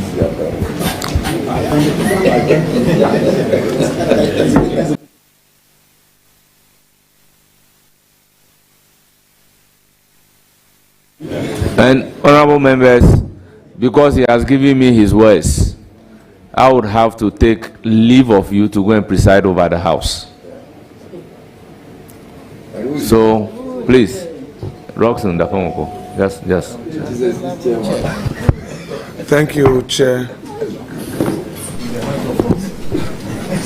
Honorable nominee, first, I thank you for making time to answer questions as part of the process of your eventual appointment as a Minister of State. Let me also commend you for availing yourself for this process. I've sent you a paper. I want you to read the content aloud, and we shall begin our journey for the engagement. Please. Thank you, sir. Thank you, Chairman. The paper handed to me has the peace prayer of St. Francis of Assisi. Lord, make me an instrument of your peace. Where there is hatred, let me sow love. Where there is injury, pardon. Where there is doubt, faith. Where there is despair, hope. Where there is darkness, light. Where there is sadness, joy. O Divine Master, grant that I may not so much seek to be consoled as to console, to be understood as to understand, to be loved as to love. For it is in giving that we receive, it is in pardoning that we are pardoned, and it is in dying that we are born to eternal life. Amen. Fortified by this, I'm sure your faith will lead you to provide the necessary honest answers that will be required for the purpose of this engagement. My respected colleague, you rightly said that you and I have known each other for many years. Rightly so. In my days as an entrepreneur at trade fair, where I was running my transport logistics business, you as a young man rented some of my trucks to do business, and we've had a very excellent relationship since then. I won't be the person to obstruct your career path. In the least, I should guide as your senior brother. Going through your CV, you are 85 born, I'm 78. I've seen a lot that you are yet to see. Now, the Chief Justice of the Republic of Ghana. My respected colleague, Honorable Abu Jinapo, had posed a question to you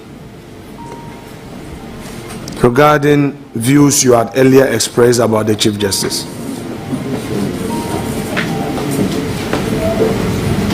One of it was to the effect that she was deliberately delaying a suit in court, which suits you and I notoriously know it to be the LGBT suit. Do you, with the benefit of St. Francis's prayer, which you have invoked, think that you were fair to my lady in the comment you made about her publicly? Which comment she's not had an opportunity to publicly rebut. Do you think you were fair? Thank you very much, Mr. Chairman. Mr. Chairman, given the facts available to me at the time I made those comments, I believe that they were made in good faith at the time I made the comment. The benefit of hindsight, and now that you know, and granted, I just want to be fair to you, the case had certain applications flying here and there, and there were parties to it, and the respondent defendant's lawyer had made certain applications to the court, which I'm sure you didn't know at the time, correct? Mr. Chair, I knew. Okay, if you did, then the various adjournments which were occasioned by the defendant's lawyers couldn't have been the cause of my lady, the Chief Justice, correct? Mr. Chairman, respectfully, I disagree. So, it is your case for public records that Her Ladyship, the Chief Justice, deliberately delayed the suit that was before the Supreme Court. It is your case. Mr. Chairman, my argument had always been... Honorable nominee, respectfully, is it your case that the LGBT case mounted by my respected friend Richard Delasky, barrister at law, etc., was deliberately delayed by the Chief Justice of the Republic? Is that your position? Yes, no? Mr. Chairman, the description are your attributions, not mine. My words were that she had the power to move the case faster than it was being done. And subsequent actions after the demonstration that I led have actually proved my position to be true. That when the Chief Justice gives a timeline, everybody, respondent or plaintiff, Attorney General inclusive, must abide by it. When she invoked her powers, everybody complied. So my contention that she could have expedited it if she had given earlier timelines were proving right by her subsequent actions. Thank you. Do you think that prior to your comment, she was not doing her job well? Is that your case? Mr. Chairman, I thought she could have done better in the exercise of her public office. Do you think that your commentary was fair to her? Mr. Chairman, I believe that all public officers are subject to constructive criticism, and I consider my comments constructive criticism. Honorable Sam George,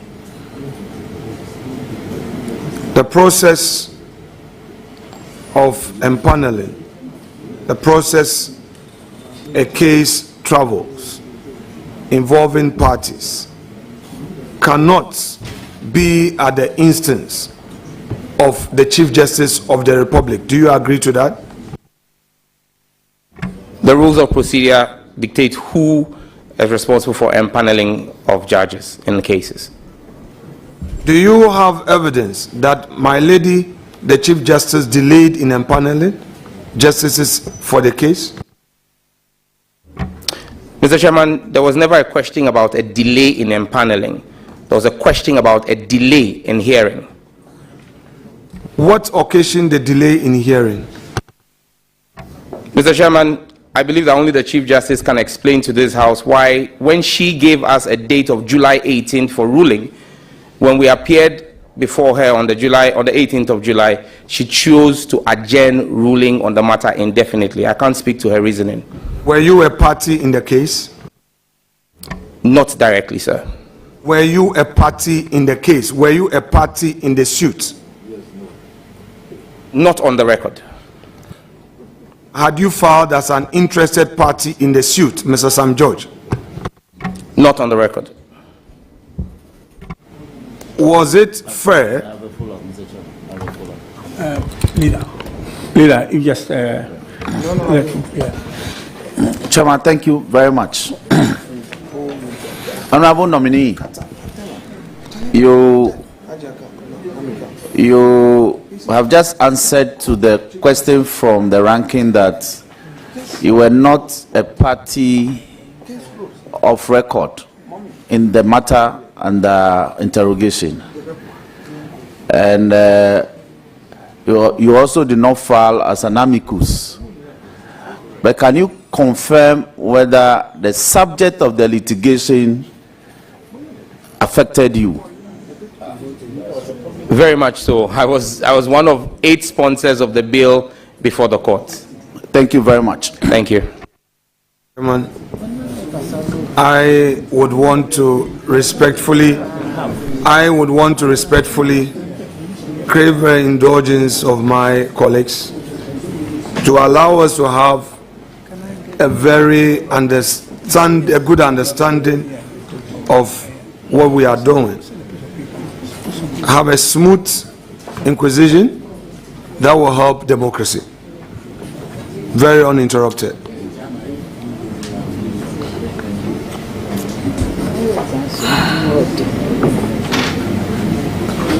So, you have answered to a follow-up question that you had an interest in the case. That's correct, Mr. Chairman. Yet you didn't deem it fit to get into the case through your lawyer or by yourself. Mr. Chairman, I had absolute trust in the representation for Mr. Speaker, who was a plaintiff and who, in my opinion, represented the interest of the sponsors of the bill. Thank you. You mean the defendant, because the Parliament was a defendant? Correct, Mr. Chairman. Nominal defendant for that matter, because the principal defendant in the matter was the Attorney General. It being a constitutional matter. That's correct, Mr. Chairman. So I'm asking you that when you say we were given a date, what were you referring to? I was referring to the defendants in the case. Which defendant you were not part of on record? Not on record. So you agree with me that when you not being a defendant and you not being a party in the suit, having criticized the Chief Justice in the manner you did was unfair to her office. You would agree with me? Mr. Chairman, unfortunately, no. Very well.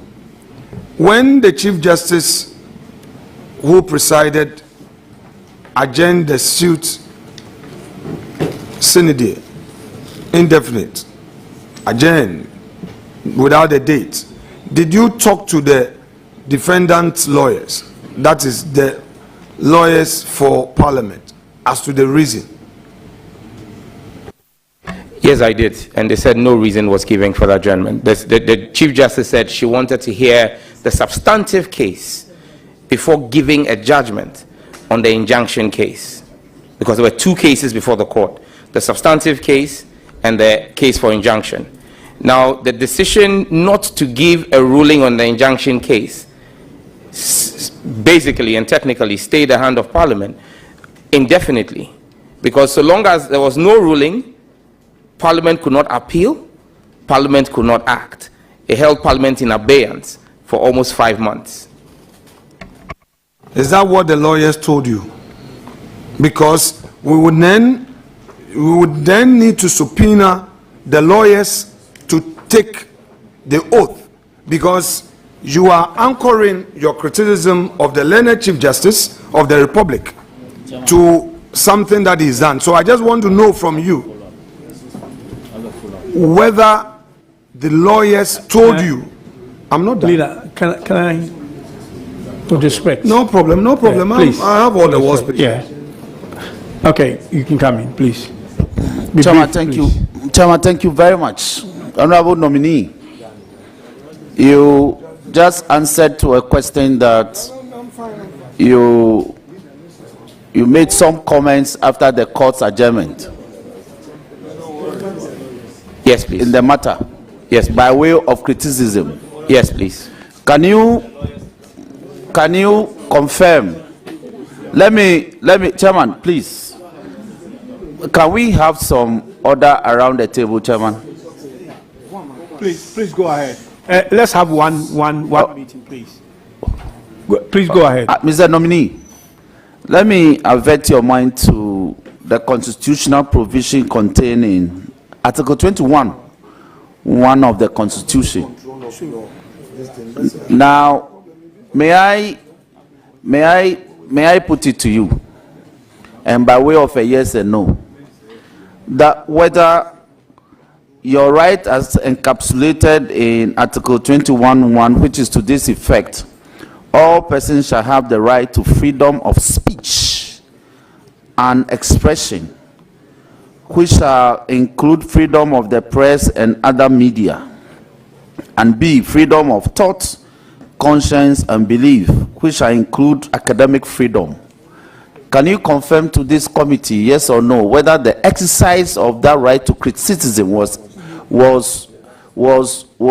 framed, anchored on this provision of the Constitution, which guarantees that freedom? Yes, Mr. Chairman. Thank you very much. Yeah. Okay, Leader, please continue.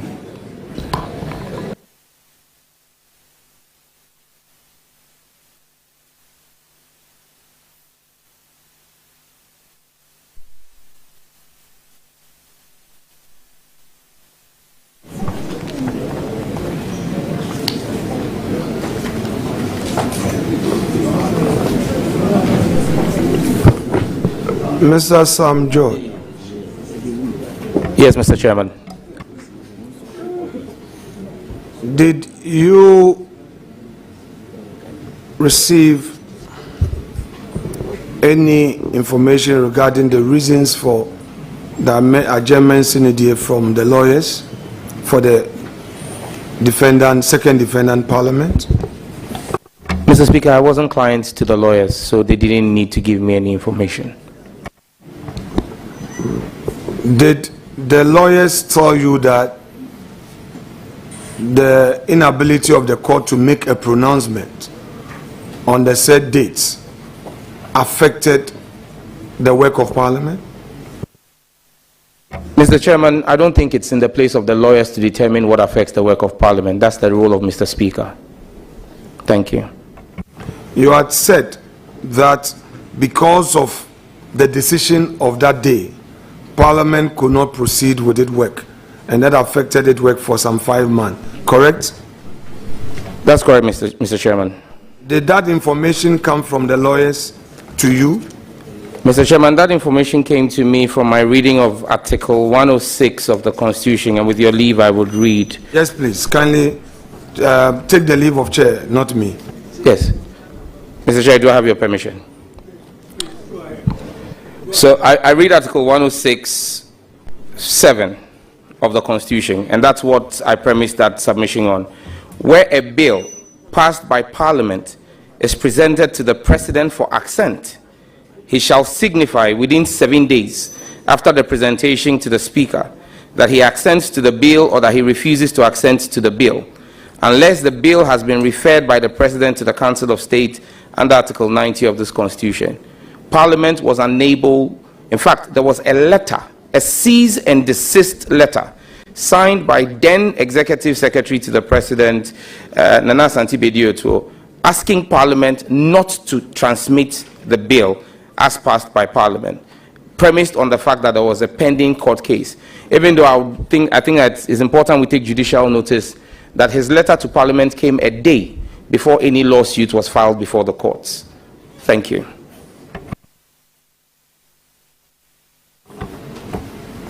I am asking you, do you think that your attack on the Chief Justice of the Republic had any basis in the exercise of those your constitutional rights? Mr. Chairman, respectfully, I did not attack the Chief Justice. I criticized her, and she's not above criticism. Thank you. Honorable nominee, do you remember the words you used in criticizing the Chief Justice?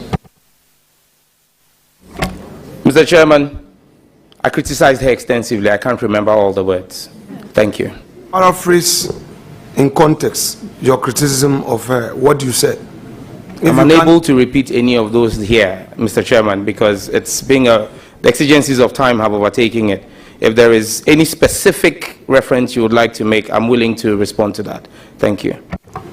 Did you write on your social media wall those criticisms? Did you write them? I want to believe that I express my views on social media house. Yes. We would give you an opportunity to refer to your social media wall and read aloud and in full those criticisms that you don't readily remember. So go to your social media wall, pick it, we'll give you time so that you can read it, then we can proceed. Mr. Chairman, I don't know about the ranking member, but I'm extremely active on social media. In fact, one of the most active politicians in this country on social media. It will be an exercise for me to say that I am scrolling through the hundreds and thousands of posts to begin to scan and identify. If I had been given foreknotice of this, I could have gotten a team to do that. But I believe that if there's a particular case that is in question, I could be referred to it. Thank you.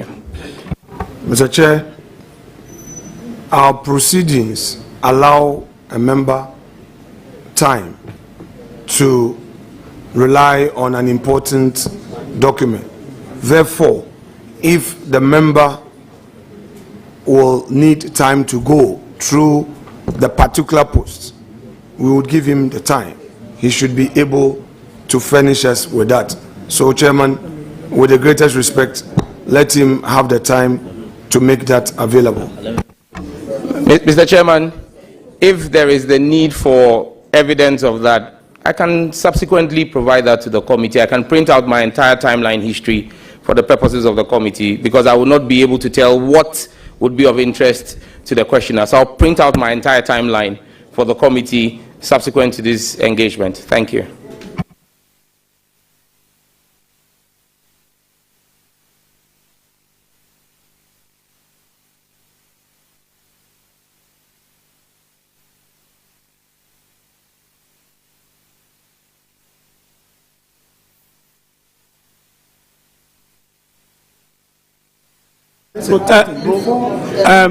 Honorable Roxon. Honorable Roxon, you have the floor. Chairman, thank you very much. Honorable nominee, social media has been defined in our statutes. How many social media platforms do you have? And which one particularly is in question? We know of Facebook, we know of Twitter, which is now X, we know of WhatsApp pages, we know of TikTok. So Chairman, it will be prudent and for the ranking member to be specific, because social media refers to a plethora of other media platforms that are deployed in cyberspace. So if he can be specific, then I believe that the nominee can be properly guided and to also tailor his answers to those particular references. With all due respect, Chairman. Okay, thank you. Leader, would you like to be specific on the issue you've just raised?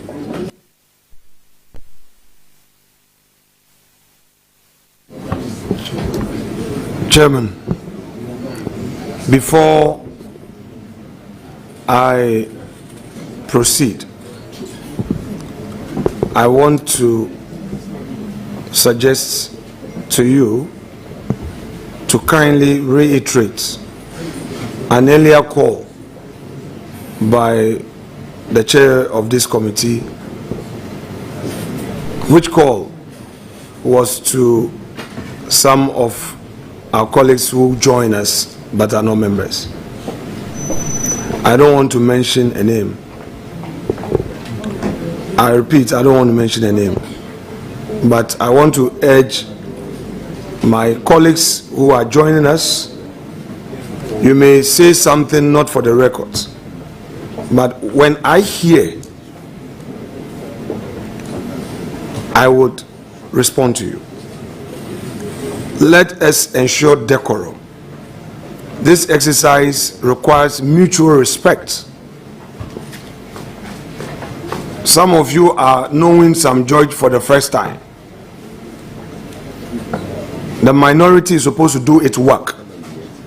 So if you are a first timer and you are here by the grace of God, take this opportunity and learn, and not to call your leader names. If you attempt to act in a manner unbecoming of a backbencher who has just joined parliament, you will be schooled to know the courtesies that are accorded leaders, especially when a leader is on a firm ground in his duties. Honorable nominee, my respected colleague, in your own words, you have had the occasion to criticize the Chief Justice of the Republic in a matter that you were not a party to, correct? Correct. In your own words, these criticisms were written on your social media platform, correct? Not exclusively. Other times I spoke about them on national media platforms. So for our purpose, let's deal with those that you wrote on your social media platforms, correct? Very well, Mr. Chairman. Very well. Now, my question to you is, do you remember the exact words that you used in describing the Chief Justice in your criticisms? It will be difficult because, like the Majority Chief Whip had pointed out, I do not even know which specific platform you're referring to. I have accounts on Facebook, in fact, 2 accounts on Facebook, a private page and an official page. I have an X account, I've got an Instagram account, I've got a TikTok account, I've got a LinkedIn account. So it's like, once again, I repeat that out, Mr. Chairman, I'll be grateful if specifics could be applied to the issue here. Thank you. So my question to you is, which of the platforms did you use in your supposed constructive criticism of the Chief Justice in a matter that you were not a party to?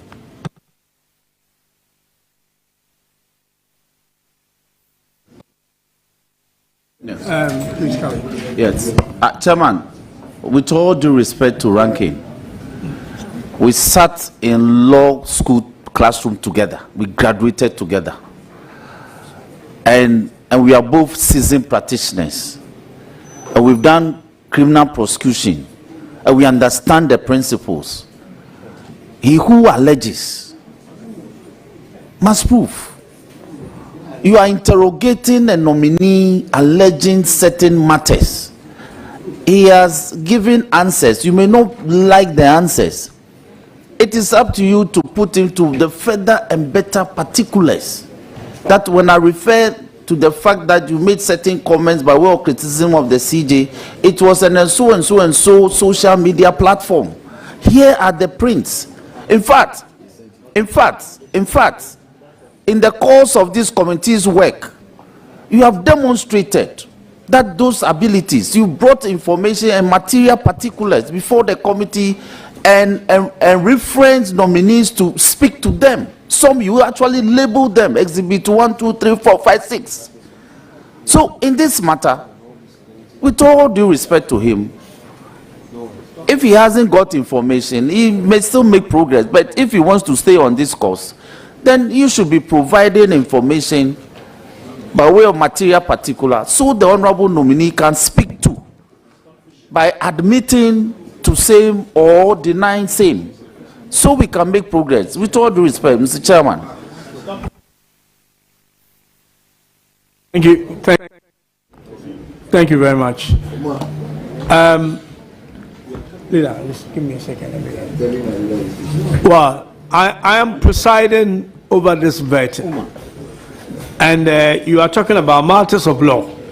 I think as a presiding chair, I have the right to give space for some of my team members to be able to defend matters of law, for me to be able to make an informed decision.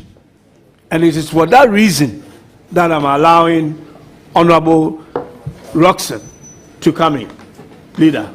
And I hope that that is fine with you. Thank you. You may continue. I don't have a problem at all.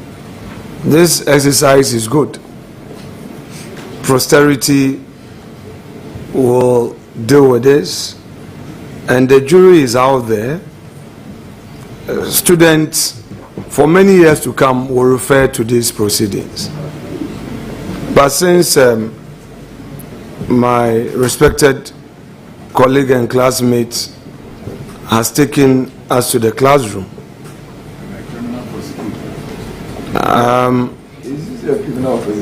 the classroom that we are, we have to do some exercise there.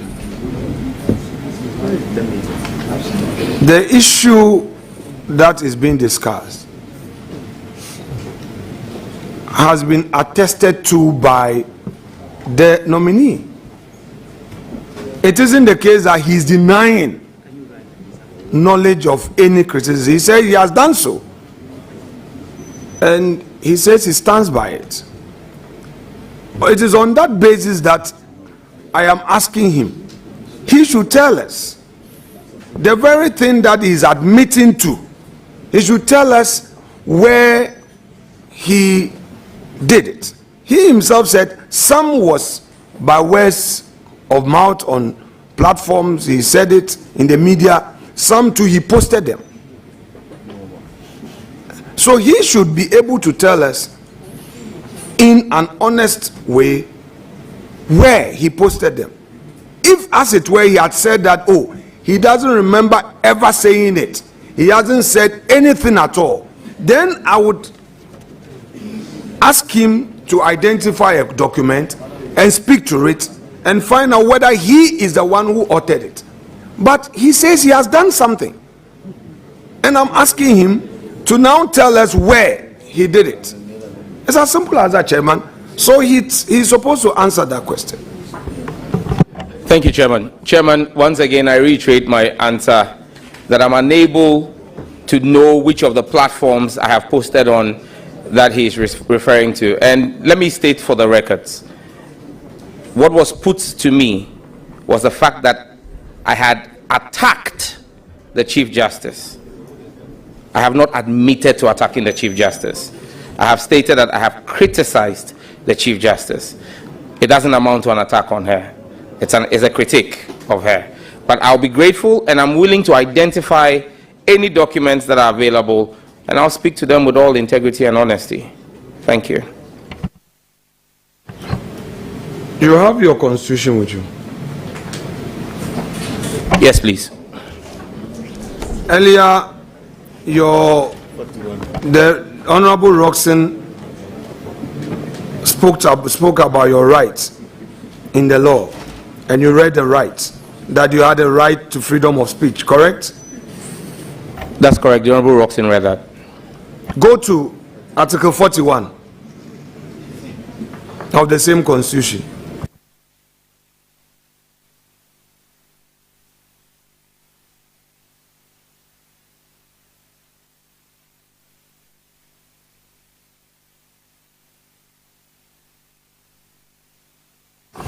Read the side notes.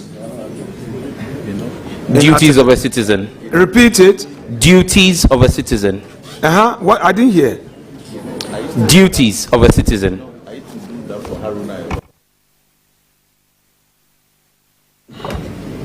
Go to Article 41D. Read 41D aloud. The exercise and enjoyment of rights and freedoms is inseparable from the performance of duties and obligations, and accordingly, it shall be the duty of every citizen to respect the rights, freedoms, and legitimate interest of others, and generally to refrain from doing acts detrimental to the welfare of other persons. Very well. Very well. I shall, Chairman, with your leave.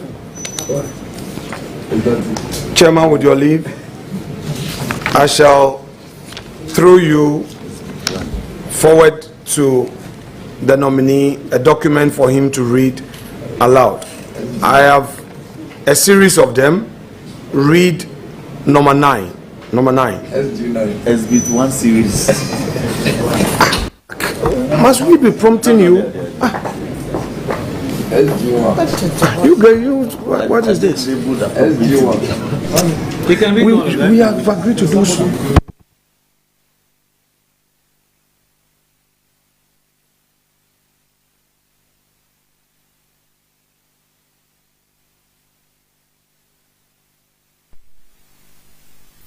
Honorable, order, Chairman,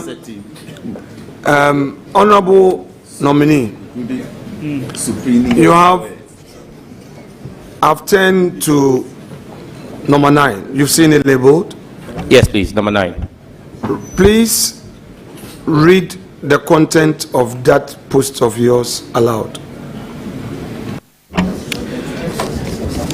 There is absolutely no doubt in my mind that the current Chief Justice is engaged in judicial thuggery and poses an existential threat to the dispensation of justice in an equitable, fair, and just manner.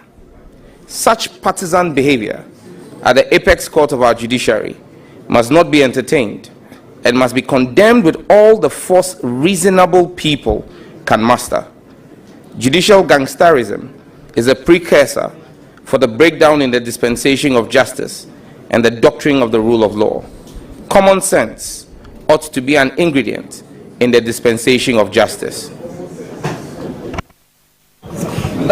My respected colleague,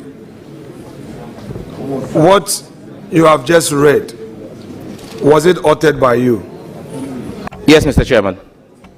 What date was this authored? On the 27th of March, 2024. Now, on the 27th of March, 2024, you wrote this about the Chief Justice of the Republic, correct? Yes, I did.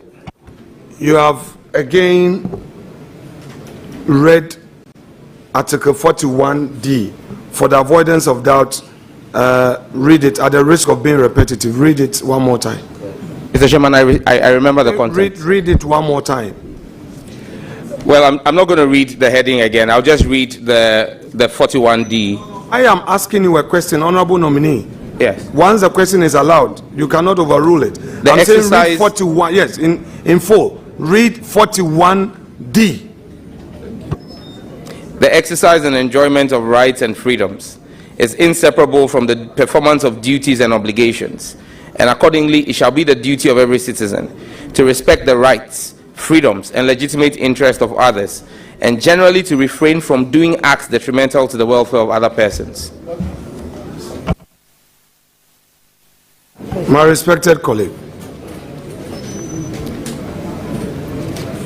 what you have just read as your constitutional duty,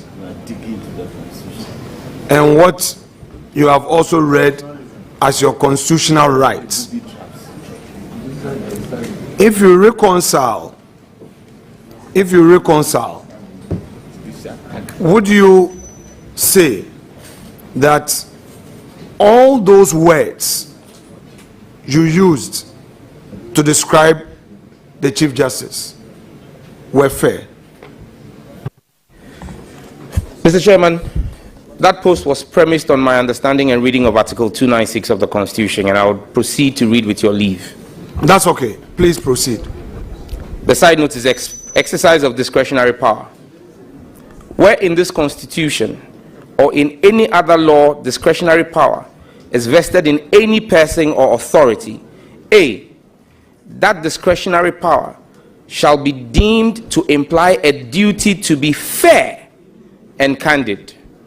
B, the exercise of the discretionary power shall not be arbitrary, capricious, or biased based on resentment, prejudice, or personal dislike, and shall be in accordance with due process of law.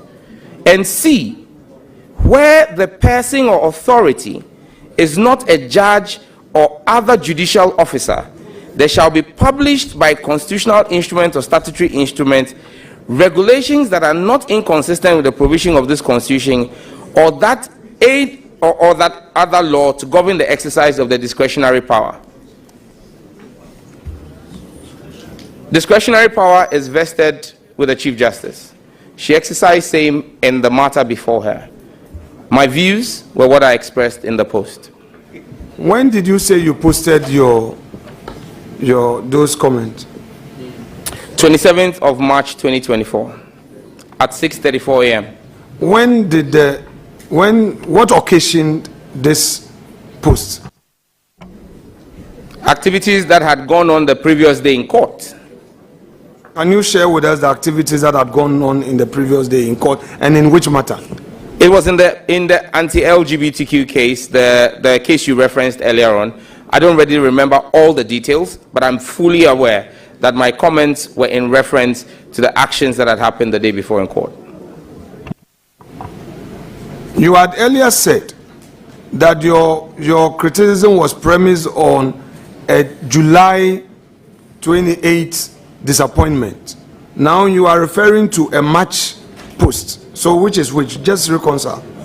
Chairman, at no point in my previous answer did I say that my displeasure with the Supreme Court and the Chief Justice was exclusive to the July 18th ruling. The case had started in court from the 5th of March. I made reference to the fact that the July 18th ruling is what led me to lead a national demonstration against the Chief Justice. So what exactly did the Chief Justice do to you on the 5th of July or March 2024? 24, you said 23rd. 27th so of March. This post was 27th of March. And you are saying that based on what happened in court on the 26th of March. And can you tell us exactly what happened on the 26th of March, which led to such description of the Chief Justice of the Republic? Mr. Chairman, let me be clear that I have answered this already and stated that I don't really remember all the actions that happened there. But again, let me be very quick to add that post this social media post, the Chief Justice has had occasion to write to me on 2 occasions through the Judicial Secretary. The Chief Justice is clothed with the powers of contempt if she thought and held the view that legally I had erred, the Supreme Court of Ghana is not one that has shied away from using its contempt powers. They have failed to hold me for contempt because I have not erred, and I'm sure that the Chief Justice herself and the Judicial Council and the Supreme Court recognize that constructive criticism is helpful for the dispensation of our justice system. Thank you. So you hold a view that those words used in describing the Chief Justice of the Republic to you remain constructive and nothing less? I hold that view, sir.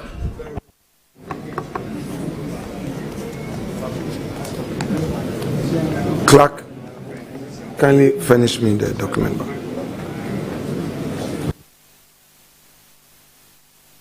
Honorable nominee, please let's go to your CV.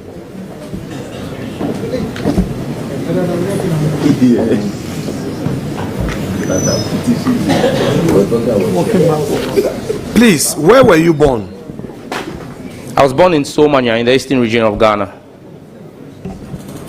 I'm not familiar with Somanya. Is it in the eastern region of the country?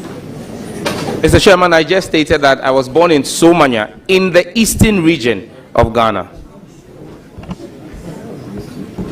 Now, Krobo, Odumase, and Somanya, are they the same? I am unable to respond accurately to that. I'm not sure about that, but I believe that one of the MPs from the Krobo area is present in the committee. He can help us with the geography. Honorable nominee, respectfully, are you familiar with Krobo Odumase? Yes, I know the constituency, the lower Manya Krobo constituency and upper Manya, yes. I'm not talking about constituency. I'm talking about a town called Krobo Odumase. Odumase Krobo. Yes, I know a town like that exists, Mr. Chairman. Very well.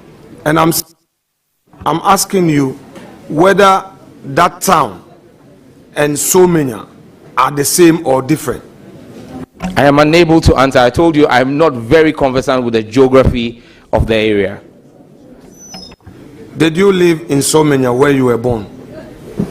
Chairman, before you came in, when I did the introductory part, I stated that I was born in Somanya, but I grew up in Nigeria. My mother is here, my birth mother is here, and if you want her to swear the oath, she will, to testify on at what age she took me. But I was taken to Nigeria at the age of 6 months. At that age, I don't think I would have been in a position to know what my surroundings were. Thank you. Honorable nominee, are you currently in possession of a birth certificate? I don't have my birth certificate here, but I own one. Is it a very old one or the digital birth certificate? Mr. Chairman, it's a very old one. My parents have done very well to preserve it. And that has your place of birth as Somanya? Yes, Mr. Chairman. You are in possession of a Ghanaian passport? Yes, Mr. Chairman. 2 actually, but under the same name. A regular passport and a diplomatic passport, all under the name Samuel Nate George. Thank you. The Ghanaian passport you have, does the place of birth bear Somanya? Both do, Mr. Chairman. So you would disagree with anybody who would suggest that you were born in Odumase Krobo? You would disagree? My parents told me I was born in Somanya. They are the best to determine and tell me where I was born. Thank you.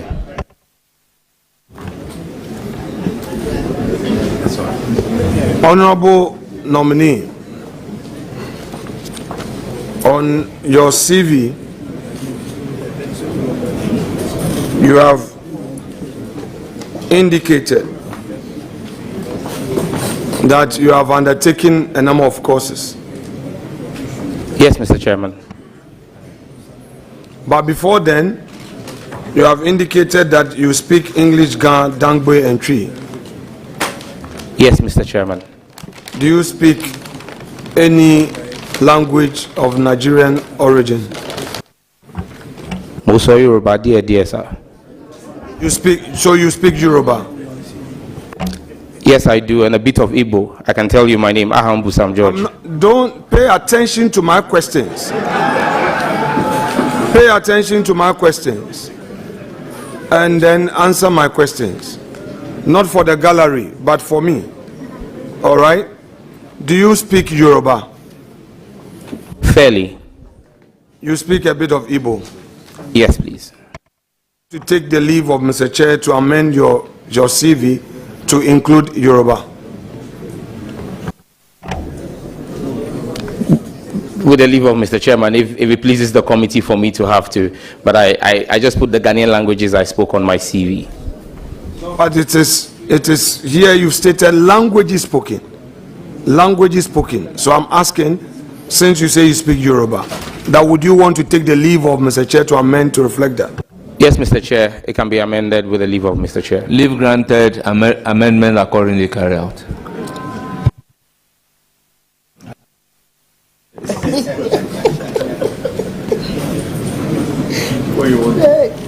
Now you have stated hometown to mean to be Old Ningo. We've had different descriptions of hometown. So tell you how you come by hometown. I believe on my CV it says Ariam, Old Ningo. And Ariam is where my father hails from, where my father comes from. So that's where my father's house is. And mom too from there? My mom is from Old Ningo town itself. Your CV page 1. You have indicated that you have a BSc Agricultural Engineering, Soil and Water Engineering specialization from KNUST. May I know from you, at KNUST, were you a member of TESCOM? Never. Did you at any point join TESCOM outside of, at any of the institutions that you studied? Never, Mr. Chairman. So you disagree with any report to the effect that you were once upon a time a member of TESCOM? That would be an unfortunate lie. I disagree with it.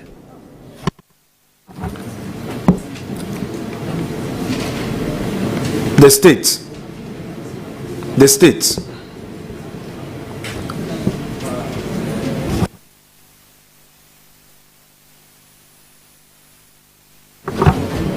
As part of our vetting, you know that we request for due diligence reports from state security.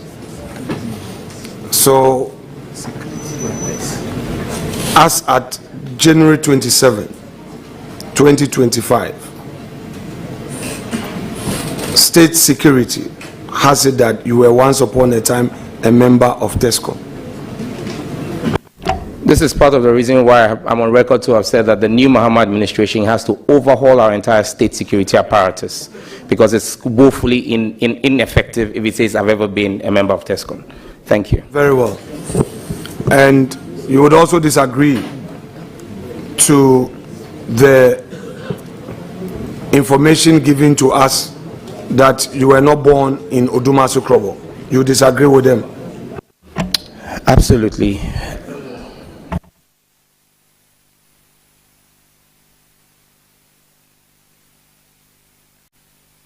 Now, you have on page 2 of your CV. Let's go to page 2. You said you have executive masters in international strategy and diplomacy, London School of Economics and Political Science, correct? That's correct, Mr. Chairman. You have the certificate with you? Not here, but I can furnish the committee with it. If Chairman, with your leave, would want to take that later, since he doesn't have it now. No problem. To provide a certified true copy. Certified true copy later, you can let us have it? I would quickly make the request to the LSE for a certified true copy. You have the certificate with you. You have graduated. I have the original certificate framed. You're asking for a certified true copy. No, but you can certify it. You can get it certified. I would choose to get it certified from the university that issued the certificate for the purposes of this committee. I'll make the request to the LSE. This perhaps is a legal question, so it's all right if you understand it, sir. Well, for the benefit of your supporters, we are here to also help you.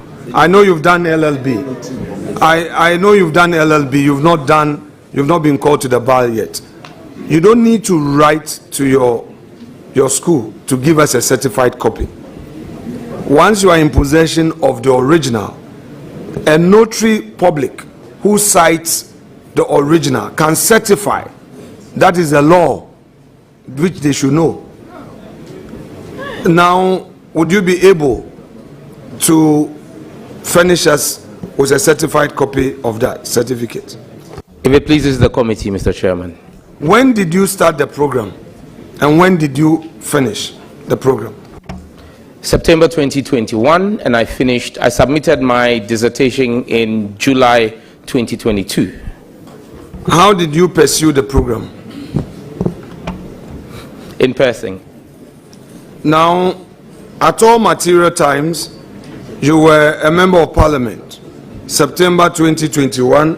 You said, when did you finish it in 2022? In July 2022. So between September 2021 and July 2022, you were a full-time member of parliament. And this school is in the United Kingdom. So share with us how you pursued the program.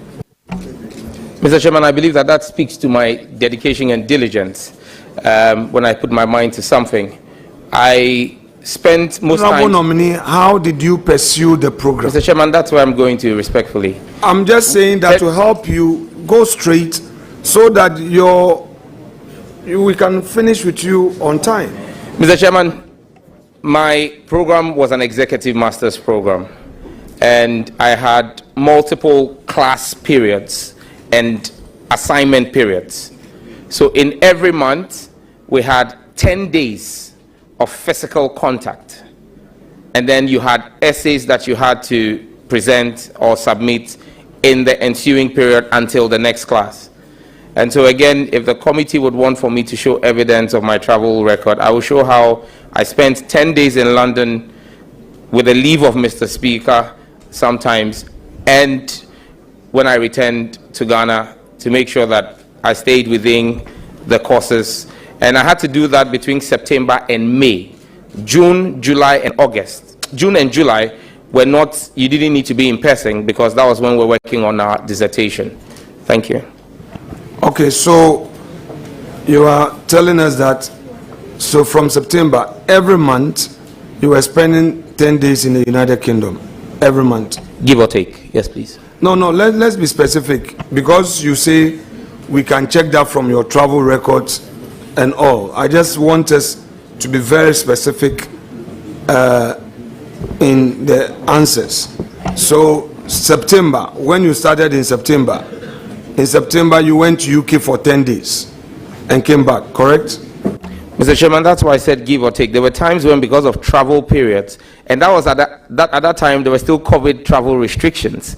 So there were times when I had to spend 14 days. There were times when I was able to do 12 days because the regulations in the UK were very fluid at the time. For some time, at the early parts, you had to do a 2-day quarantine after entering the UK before you could make yourself available. So yes, I may have gone to school for 10 days, but my travel time included 2 days of quarantine when I entered the UK, so it could have been 12 days. So give or take, it was 10 days at every time. So you were doing it month on month, correct? That's correct, Mr. Chairman. So you can furnish us with evidence of September travel, October travel, November, December, all the way to May, as you said? Yes, Mr. Chairman. Chairman, with your leave, would the nominee has promised to furnish us, so leave is hereby granted. Very well. So, honorable nominee, will take that one. Yes, a follow-up. I recognize a follow-up question from Honorable Roxanne. Thank you very much, Chairman. Nominee, did you pursue this program with public funds? Absolutely not. Fully funded by myself. Now, this program, do you have an online component of it? Yes, please. The submission of your essays and all of that. No, please. My question was very specific. There is an in-person, so I want to find out whether there is an online component of the program. That's all. Yes, there was an online component. So in addition to traveling to London, you pursue some aspect of the coursework whilst here? That's correct. Chairman, that will be wrong. Chairman, I'm taking note of the supposed follow-up which come in multiples, and they are indeed substantive. Mr. Roxanne has had his time, but anyway, I would tolerate him. It's fine. Okay, so when did you graduate? I believe it was in December. I attended my graduation, I think, either in December 2022 or January 2023.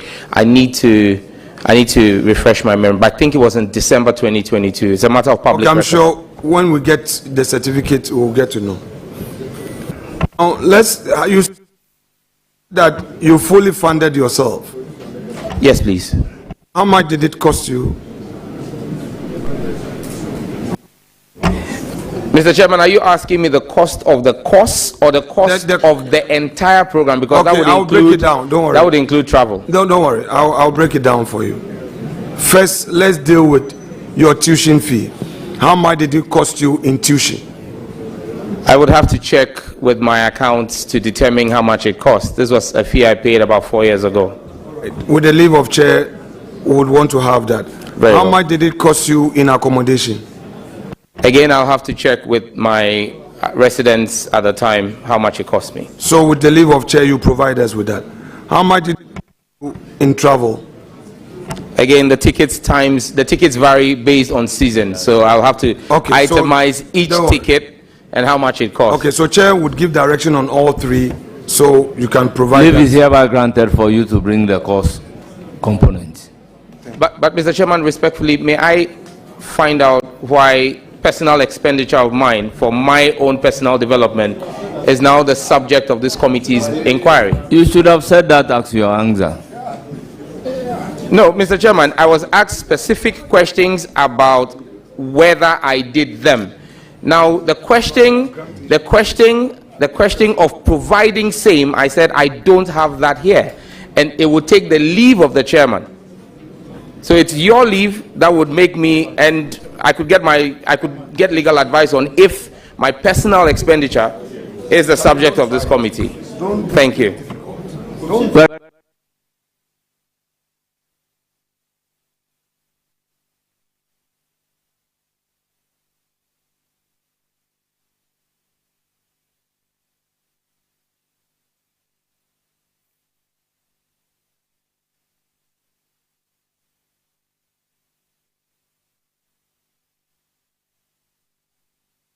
Chairman, as you've granted leave for those information to be provided, we'll rely on the nominee to make those available through the clerk. So we'll proceed. Thank you. Now, on the issue of Kofi Annan Training, International Peacekeeping and Training Center, it's on your CV that you have an executive master's in conflict, peace and security, correct? That's correct, Mr. Chairman. Can you share with us how you undertook that program?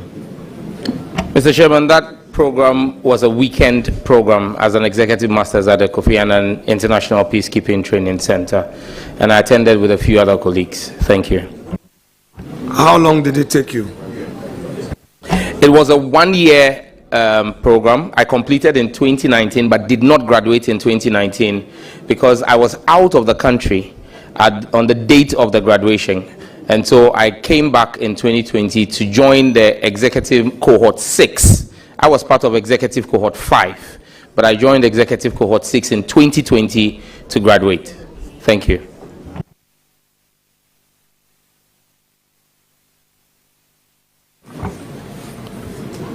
Honorable nominee, back to your CV, you indicate that you've had a certificate in leadership and managerial skills from NDPI.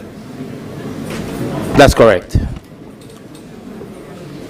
Are you able to furnish us with a certificate? I will do so if with the leave of the chair.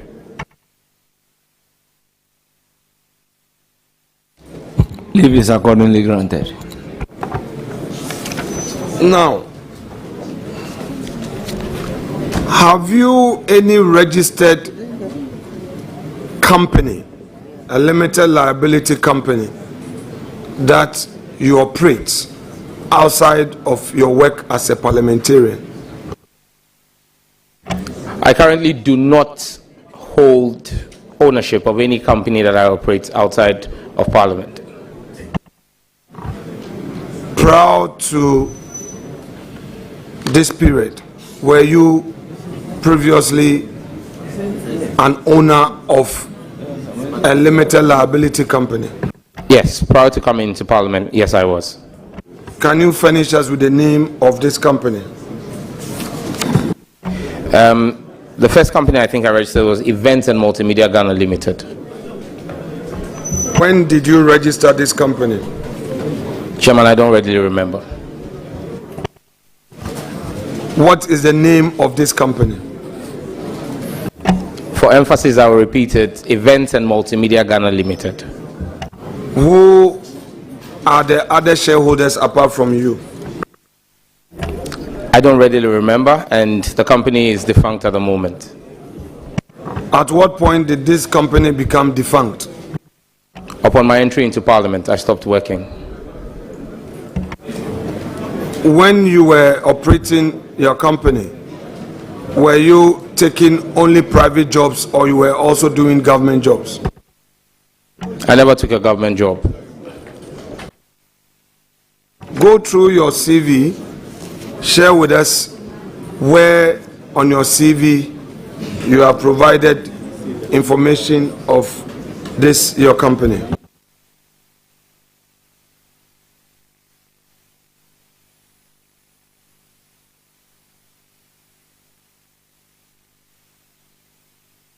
Mr. Chairman, it's not provided on my CV. With the leave of Let's honorable leader, let's get this clear. Is it everything about the nominee that is supposed to be provided on a curriculum vitae? Because this is a defunct company which is no longer operating.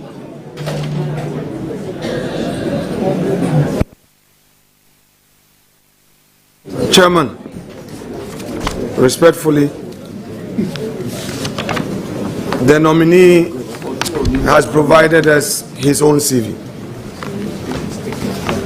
The CV, he talks about personal data. He moves from there to profile. He has shared with us his educational background. He goes further to talk about professional experience. He has taken us through conferences he has attended.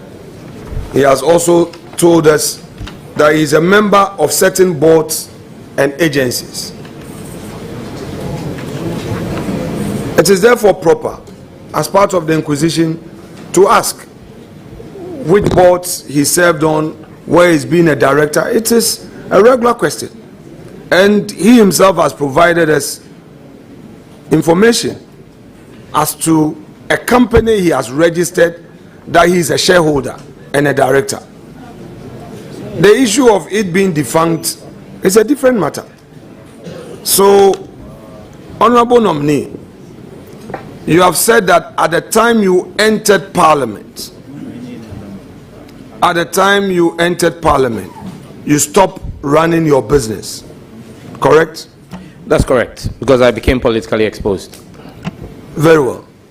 So, before entering Parliament, tell us, between which period to which period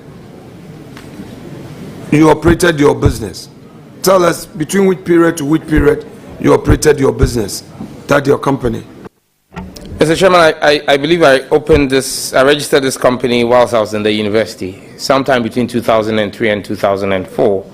I left the university in 2005, and I believe that I stopped running I stopped getting any businesses after I was appointed communication specialist at the president in 2014, because at the time the clientele I had required that they couldn't work with me as a PEP.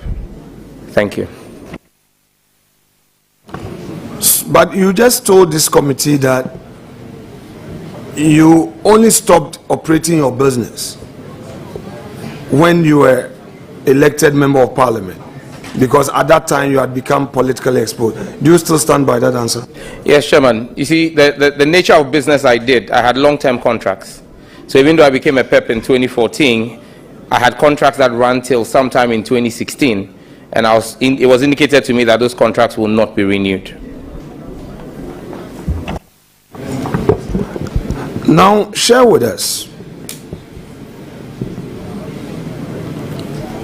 the period you became a member of Parliament.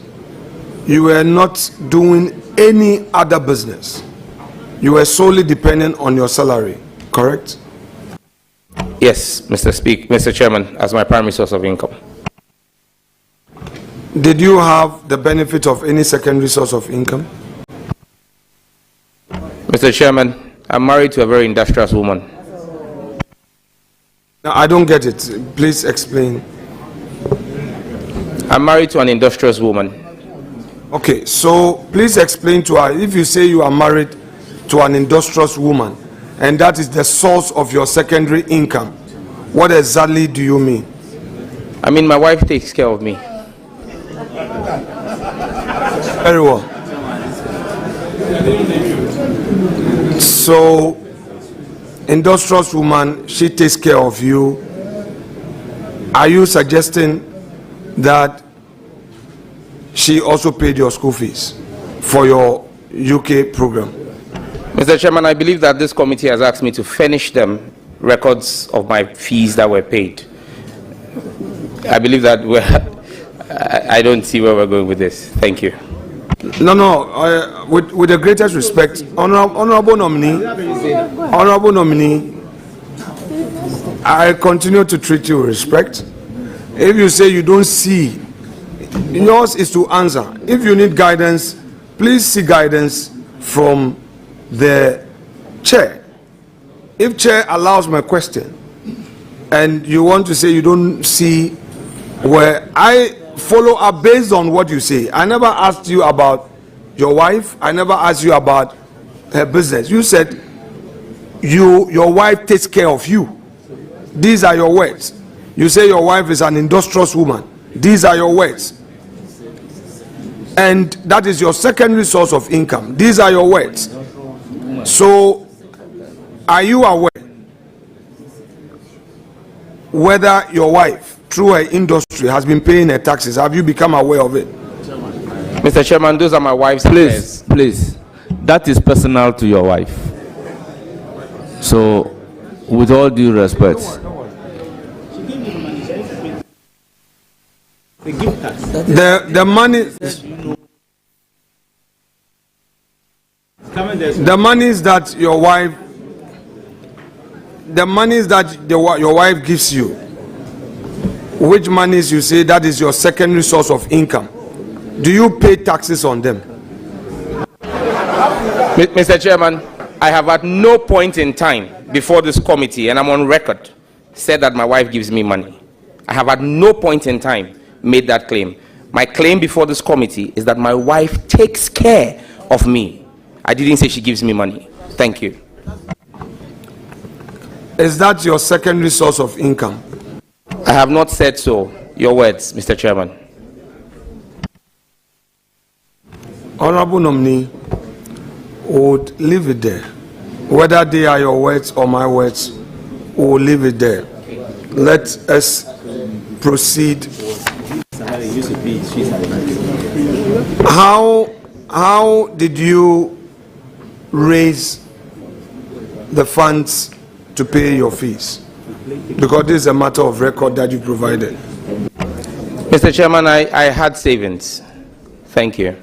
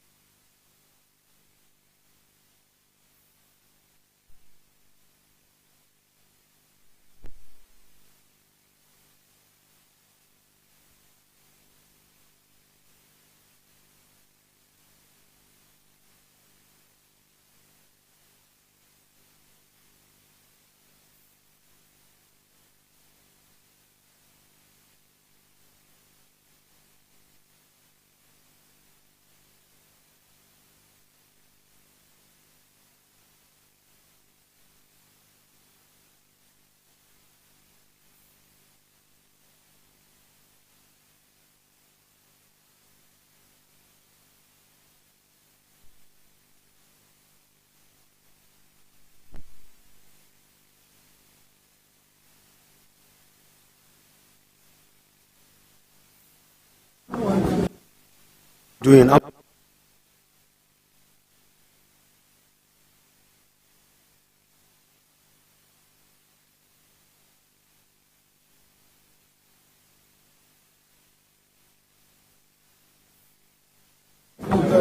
honorable nominee. Yes, Mr. Chair. Please kindly read aloud that document you have in your possession. Dear comrades, take positions at the airport and land borders. None of those who have raped our nation's resources should be allowed to skip town. Those who have stolen the public purse must, in capital letters, be made to account for every peswa. Operation Recover All Loot, in bracket oral, must swing into full action for our children, for our nation. Let's go. And it has the lion emoji and the Ghana flag and the fire emoji.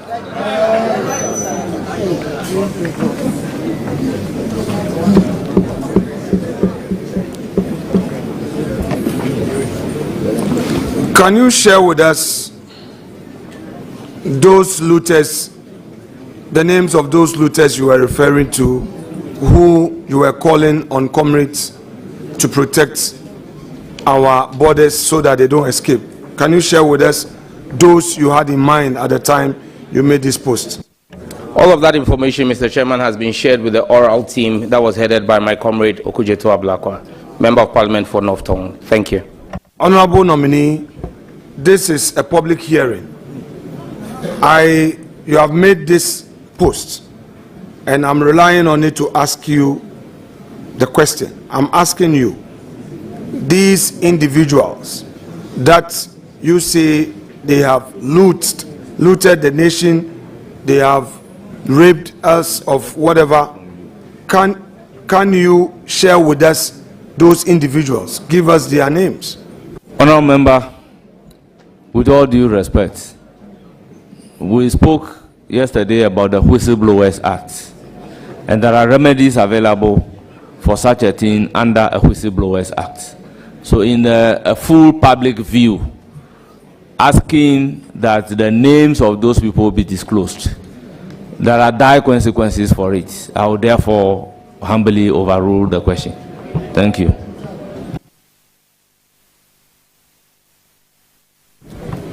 Honorable nominee, at the time you made this post, did you know about the consequences of the post you were making? Mr. Chairman, there was only one consequence of my post: to protect our nation's resources. Thank you. As a law student, do you think that this call for people to go to our borders when we had our security agencies already performing constitutional duties was right? Yes, Mr. Speaker, Mr. Chairman, and I'm grounded in the preamble to the Constitution. That was the basis for that call.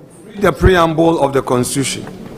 We, the people of Ghana, or in the name of the Almighty God, we, the people of Ghana, in exercise of our natural and inalienable rights to establish a framework of government which shall secure for ourselves and posterity the blessings of liberty, equality of opportunity, and prosperity, in a spirit of friendship and peace with all peoples of the world, and in solemn declaration and affirmation of our commitments to freedom, justice, probity, and accountability, the principles that all powers of government spring from the sovereign will of the people, the principle of universal adult suffrage, the rule of law, the protection and preservation of fundamental human rights and freedoms, unity and stability for our nation, do hereby adopt, enact, and give to ourselves this Constitution.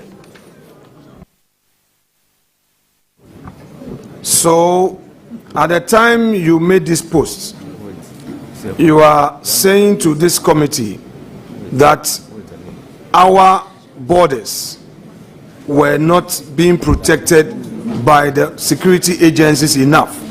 Therefore, there was a need for you to make a call on ordinary citizens to rush, particularly your party members, to rush to these borders to stop people you consider as looters from traveling outside the country, correct? Your deduction, Mr. Chairman, not mine. At the time you made this call, Honorable Leader, did you have, I recognize Rox in the did you have one reason? supplementary question. Okay, sure. Chairman, thank you very much. Honorable Sam George. Chairman. When you made the post and the reference,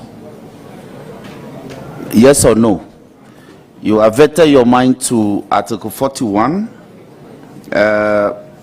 F of the Constitution, and with the leave of the chairman, let me read. The exercise and enjoyment of rights and freedoms is inseparable from the performance of duties and obligations, and accordingly, it shall be the duty of every citizen, F, to protect and preserve public property and expose and combat misuse and waste of public funds and property. So your post regarding people getting to the borders and checking others from absconding from the jurisdiction you suspect of having committed some offense, you were exercising your right under this provision? Yes, Mr. Chairman. Thank you very much.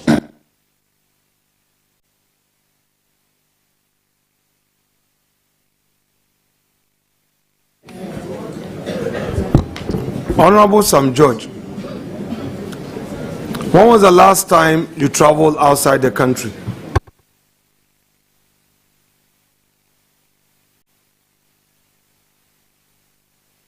I don't readily recall, but I haven't traveled this year, so sometime last year. At the time you got to the airport, did you go through immigration screening? Yes, I did. Did you see customs officials at our borders at the airport? Yes, I did. Did you find the national security operatives at various points at the airport? I don't know. I don't know them because they don't wear uniform. But do we have security systems at our airport? I would suppose so, but I can't state on the record.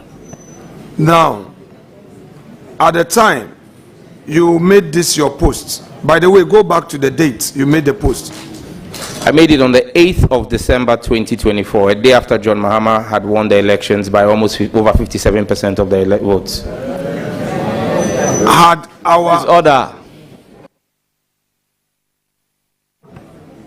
on that said date, had you any information that our immigration and customs officials had abandoned their posts at the airport and all other borders of the state? I have not suggested so in my post. Honorable Sam George, I am asking you a straightforward question. Had you any reason to believe that they had abandoned their posts at the airport and all other borders that they had a duty to protect as officers of the state? Chairman, once again, I repeat that I have not made such a suggestion in my post, so it can't be attributed to me. Thank you.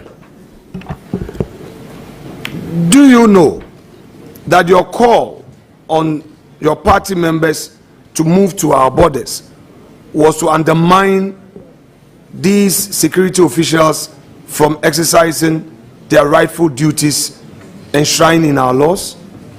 Mr. Chairman, that would be to suggest that our constitution is illegal and unconstitutional.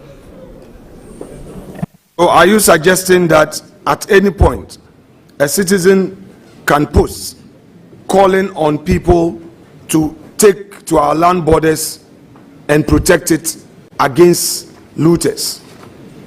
Is that what you're saying? Mr. Chairman, like I said, that post was made pursuant to provisions of a duty of a citizen, given the exigencies of the time, the duties of a citizen, according to the preamble and Article 41F of the Constitution. Do you know that that preamble of the Constitution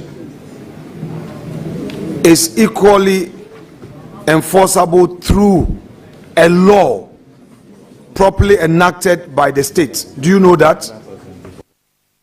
I'm aware of that. And do you know that as part of the enforcement of the constitutional provision, we have established state security agencies to protect our borders? Fully aware of that, Mr. Chairman. I'm fully aware of that, Mr. Chairman. And do you know that as a citizen, your right call would have been to the security agencies instead of party members? You call comrades? Do you know that? Mr. Chairman, it is the vigilance of these comrades that stopped the export of 17 pallets of gold that were not properly labeled at the Kotoka International Airport. My call was a call to national duty. It was heeded and saved the public purse. I should be celebrated for that.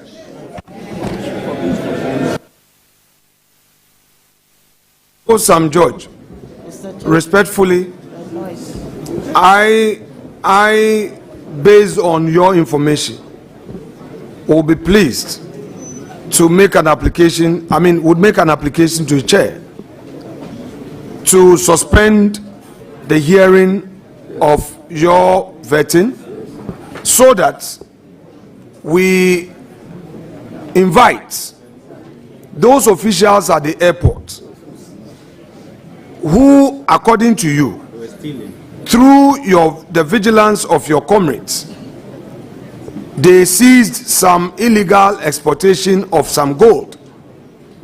So, because this is a very serious matter, and you are providing us information. So, Chairman, in the circumstance, it is important that we suspend the hearing of this matter to bring those officials who have a mandate to protect our borders, ensure legal exports, explain to her why they abandoned their responsibility and it had to take some vigilante comrades based on his call to arrest some illegal gold exploitation. Honourable members, with all due respect to the ranking and the deputy, the ranking and then the minority leader, we have a clear mandate and no amount of question and answer will be worthy to deserve this committee proceeding to suspend sitting until information is provided. Our procedure doesn't end at this committee. Further actions will be taken after the committee's vetting. So I am unable to grant the request for suspension with all due respect. Chairman, fair enough.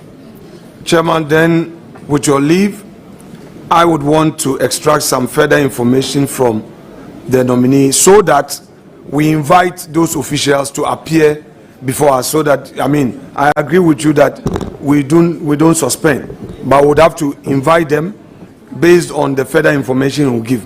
Honorable nominee, this gold that was being stolen, can you provide us further details of where and how these comrades were able to assist in stopping this stealing? I mean, lay the foundation with the answer and then we go specifics, because it's very important. The nation is listening and it will help. So, is your question seeking for him to mention names of people? Honorable Chair, I am exercising a lot of restraint and I would plead with you. The nominee said there was stealing at the airport. Some people were stealing gold and exporting, and through his call there was an arrest. We need to know the details. It cannot be that he will say something and then we cannot have details. So he should provide us the details. Did you say some people were stealing at the airport? Mr. Chairman, the sitting of this committee is public records. I never said that anybody was stealing. I said that my call led to the interception of 17 wrongly labeled pallets of gold or parcels of gold. That's what I said. Again, let me state for the record that it is the assumption of the ranking member that the persons who may be lawful law enforcement officers can also not double as comrades. That will be his assumption. Because the assumption is to say that comrades from outside the airport came in. I have not said so as well. Thank you. Honourable members, I will plead that having regard to the content of the Whistleblowers Act, some questions and the answers being provided may be in violation of some provisions in the Whistleblowers Act. It is for a stated reason. That's why we refer to that particular law, Whistleblowers Act. So I am not even happy that it is being placed on record that some responsibilities being discharged led to the arrest of some pallets of gold. So I intend to direct that that answer be expunged from the record.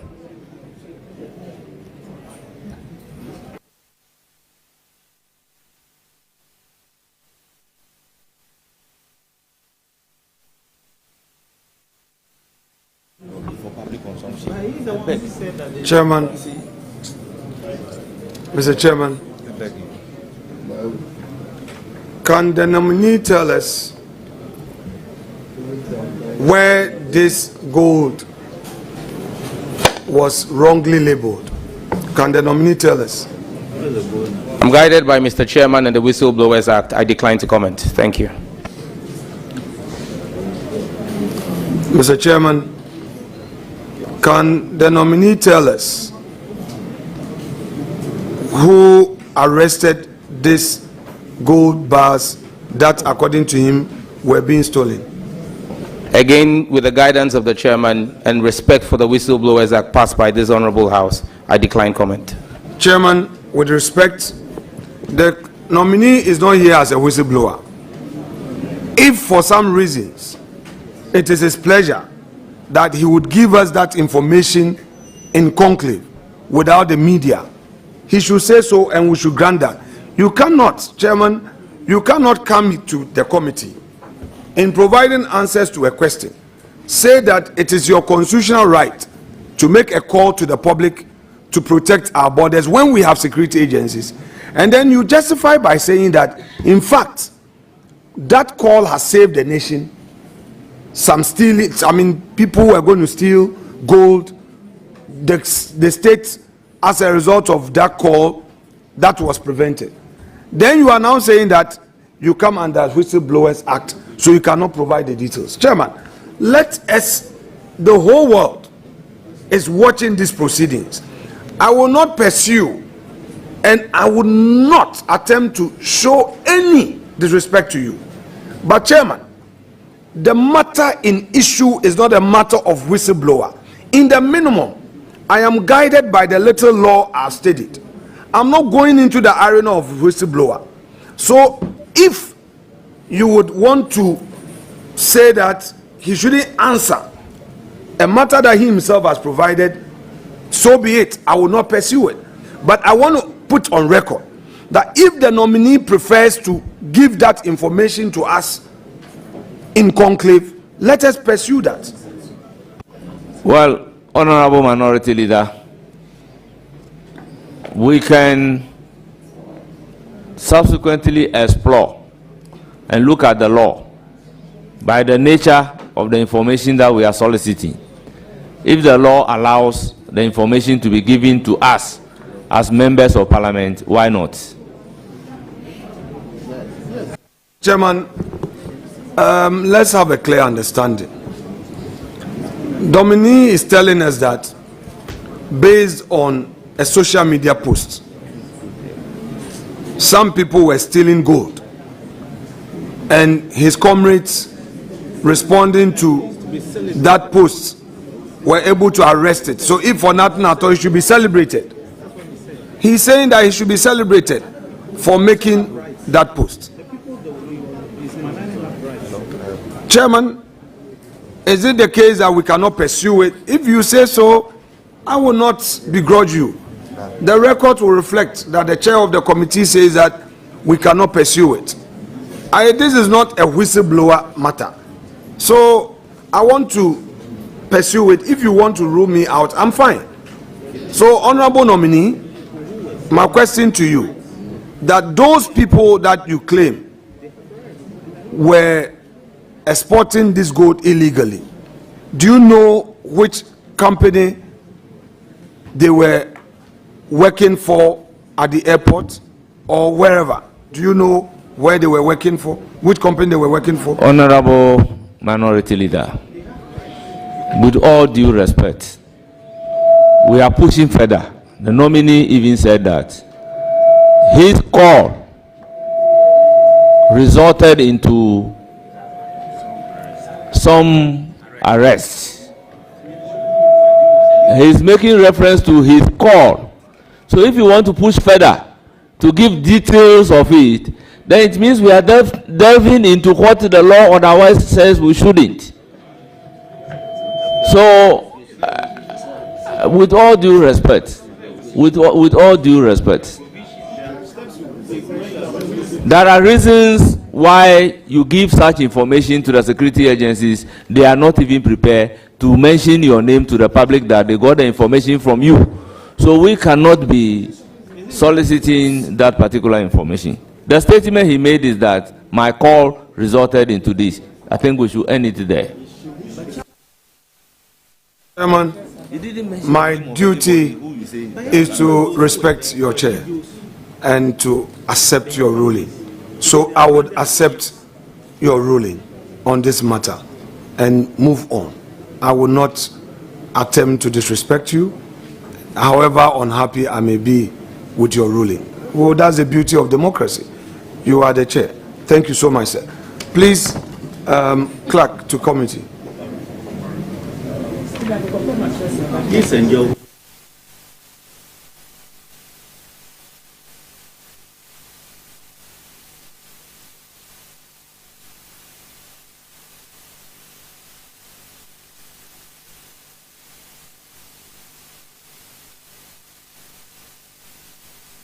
Honorable Sam George, you have a document in your hand. Respectfully, I've labeled this as 6. First of all, the document, the paper you have, were you the one who authored it? Yes, Mr. Chairman. Please, can you read it aloud in full? Galamsey is Ghana's drug trade. It is to Ghana what cocaine is to Colombia. There are cartels involved. These cartels have politicians, chiefs, and security personnel involved. Our government is complicit and will not do anything about it. And then I tag then President Nana Addo Dankwa Akufo-Addo bears ultimate responsibility. He has the power to arrest and deal decisively with everyone involved. I don't care what party they belong to. They are wicked criminals. Deal with them. But alas, Nana Addo cannot. He is complicit and a beneficiary. If we want to deal with this canker, we need to be honest and brutally frank with the truth. Again, the lion emoji and the Ghana flag, and then 2 hashtags. Hashtag free the citizens, hashtag stop Galamsey now, and I attached a picture of a Galamsey site. Thank you. What date did you make this post? The document handed over to me has no date. But you made this post? Oh yes, I recognize it as my post. Now, you said the former president was complicit and a beneficiary. At the time you made this post, you had evidence that the President of the Republic was complicit and indeed a beneficiary of this Galamsey activity? Mr. Chairman, on the day the President, and even though there's no date on this, I remember this post very well. I made it because I was upset as a citizen of this country that on the day the President was meeting, the then President, was meeting with the coalition against Galamsey, one of whom I believe is in the room, Engineer Ken Ashigbe, his Minerals Commission was issuing tens of new licenses to mine in forest reserves. That's what pushed me to do this. Honorable Sam George, my simple question to you. Do you think that President Nana Addo Dankwa Akufo-Addo, our president,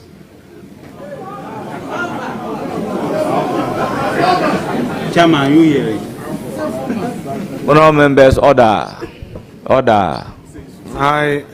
I can understand the enthusiasm. Our president, who was in charge of the government of the day between 2017 and 2025 January 6th, was indeed a beneficiary of the Galamsey activity. Do you solemnly believe in that? That indeed he was a beneficiary of this? Chairman, my understanding is that the President at the time was leader of the NPP, per your constitution. He was leader of the party. We all saw or listened to the recording between the then Minister for Environment, Science and Technology and the then Vice Chairman of your Central Region party, where he said you needed to do Galamsey because party Hiasika. The party that he had sika or needed money was the NPP, and President Akufo-Addo was leader of the NPP. If it walks like a duck, quacks like a duck, and has his kids in a row behind it like a duck, it is a duck.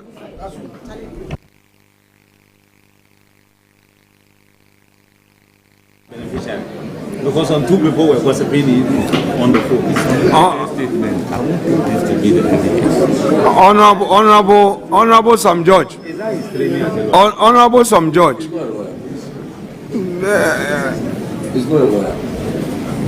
So you are saying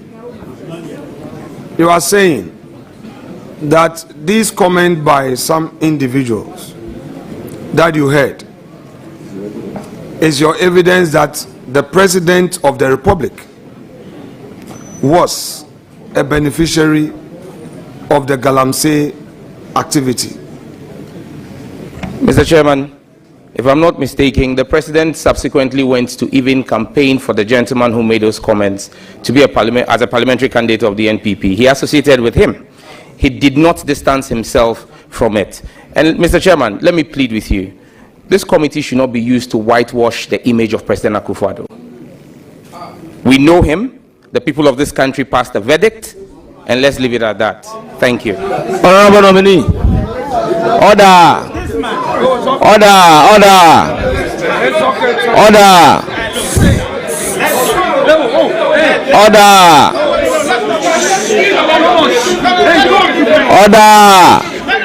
Honorable members, order. Honorable members, let's have order. Honorable members, order. Honorable nominee, you are hereby ordered to withdraw the word. This committee should not be used to whitewash Akufo-Addo. Please withdraw. Chairman, respectfully, with the greatest respect for you, why am I being asked to withdraw that this committee? It's a plea. Please. I'm making a plea to you. Please withdraw. Please withdraw. Mr. Chairman, I withdraw out of respect for you. Thank you very much. The statement is withdrawn. Let's make progress. The statement is withdrawn on grounds that it is unparliamentary. Honourable members, let's make progress.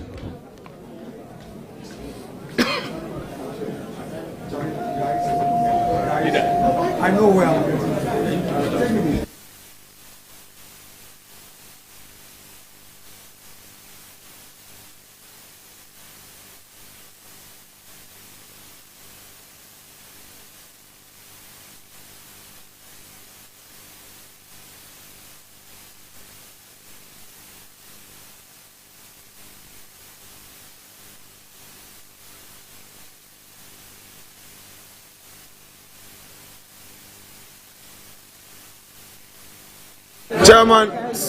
Chairman, thank you. Please, let's have order. Honorable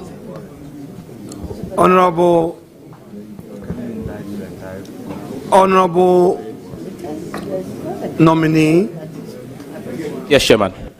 My respected member, who I would consistently refer to as Honorable Member of Parliament.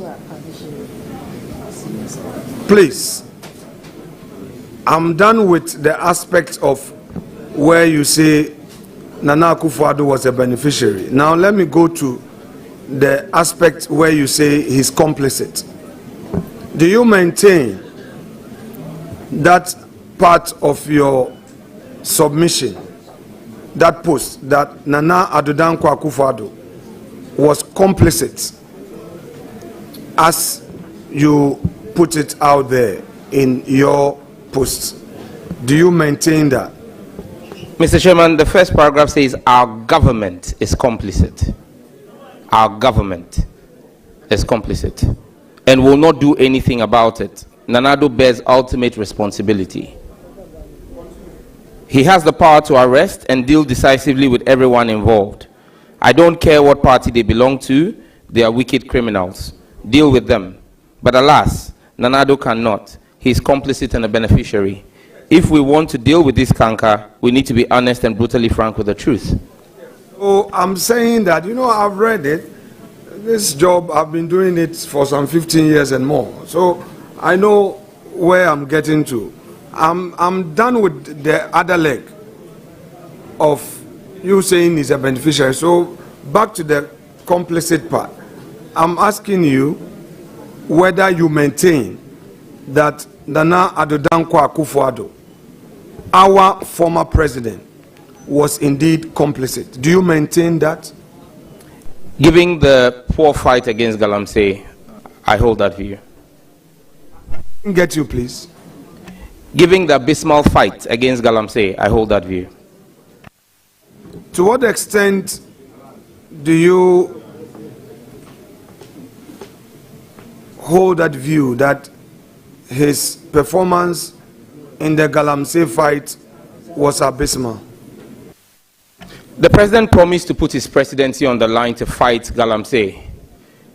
There were several instances where persons in the president's government and party were found or accused of being involved in the illegal mining of gold in our country, in forest reserves and water bodies. The president did not show the leadership that he promised this country. He folded, and that's the record. It can't be changed. So as far as I'm concerned, he was complicit. Do you have any evidence or probative value to the effect that these people that you claim were part of government and were mining were at the presidency? Mr. Chairman, the government is bigger than the presidency. The government extends even to the ruling party. That's why the ruling party's general secretary and national chairman sit in cabinet.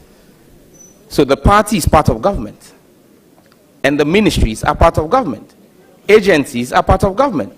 So if persons in agencies and persons in the party, ruling party, are involved in this, the government is complicit. It stands to hold.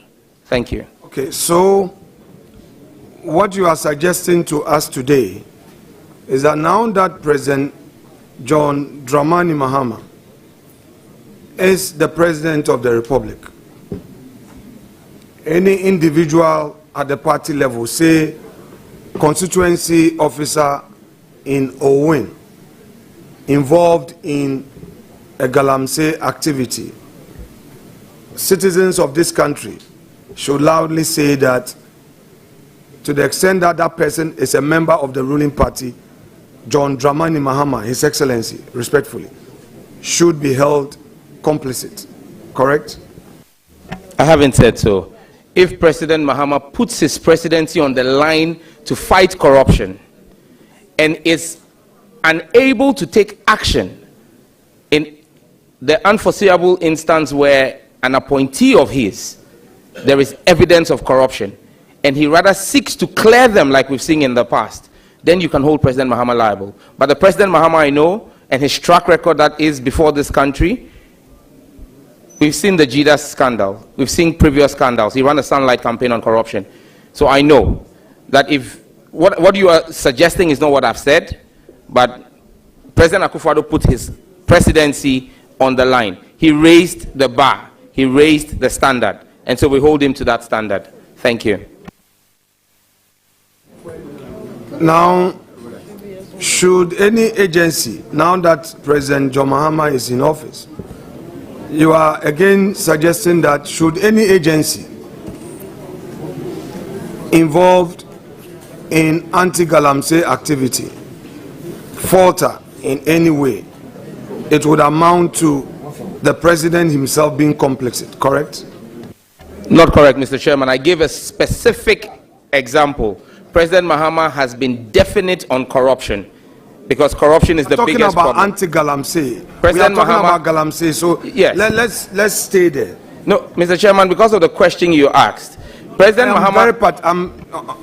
Honorable nominee. Honorable nominee, the question is specific, making specific reference to Galamsey. It's not asking you any question in relation to corruption. So if you can stay within the question and provide your answers briefly you will do us a very good service.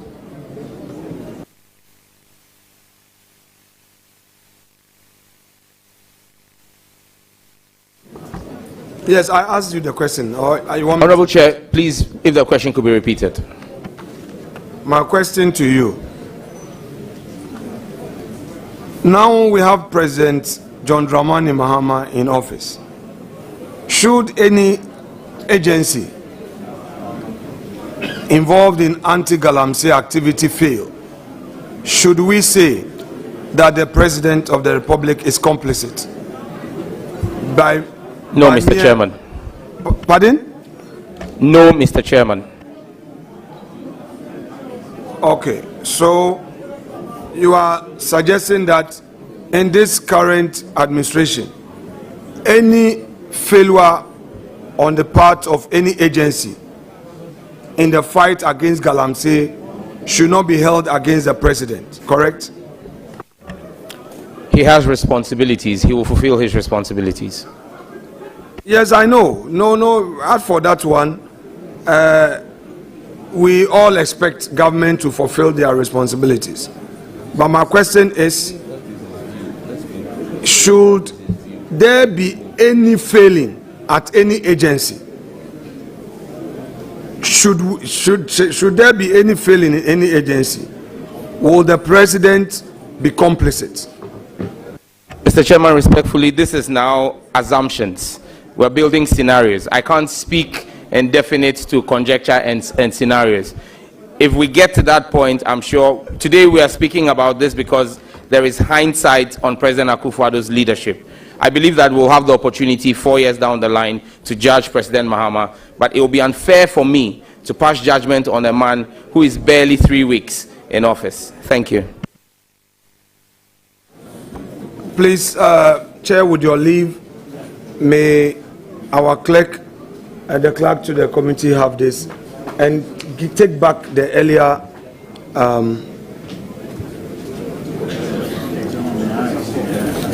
yes, please. Yes, please.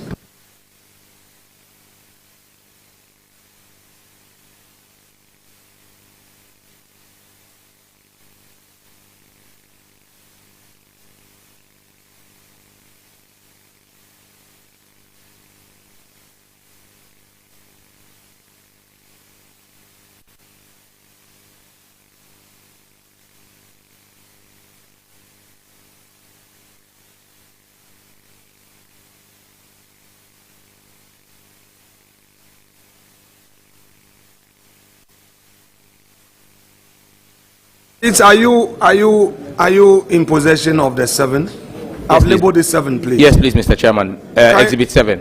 Kindly identify it. Is it a post you made, please? Yes, Mr. Chairman, it's a post I made. Honorable members of Parliament who are visiting us, order. I'm not taking chairman's powers. Order. This is an exercise that students will learn something from. Yes, so honorable nominee, please read it aloud. As a son of Gandangwe, yes, I am outraged and disgusted at the continued abuse of state power and authority and the wanton encroachment and capture of Ghana lands. The latest attempt to steal lands belonging to GIS by agents purporting to be from the presidency of Nana Akufo-Addo is shameful and sad. I am yet to hear a condemnation from the Minister of Lands and Natural Resources, Honorable Samuel Abu Jinapor.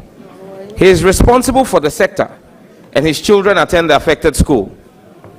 It is also time for the Gamanche and the Greater Accra Regional House of Chiefs to man up and speak.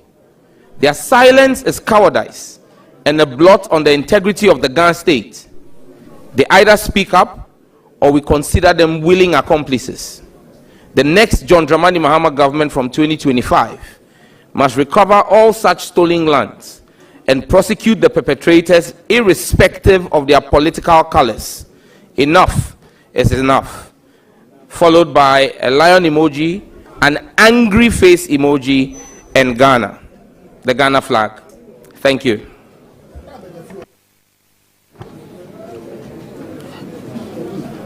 Honorable nominee. Chairman. We'll do some little exercise on this post. Yes, Chairman. Respectfully, at the time you made this post, did you have reason to believe that the government officials were taking over GIS lands? Did you have reason to believe same to be true? Yes, Mr. Chairman. Can you share with us the grounds upon which this was founded?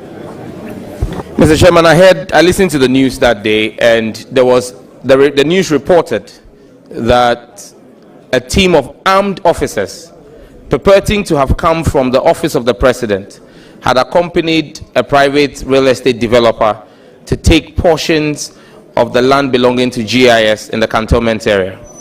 Thank you. Did you take steps to verify this information prior to the post? Did you verify? Mr. Chairman, I had no reason to doubt the credibility of the media houses on which I heard the story. Which media houses did you hear the story? Mr. Chairman, it was reported, I believe, by City. It was reported by Joy. These are two of the most credible media houses in the country. And what was the report?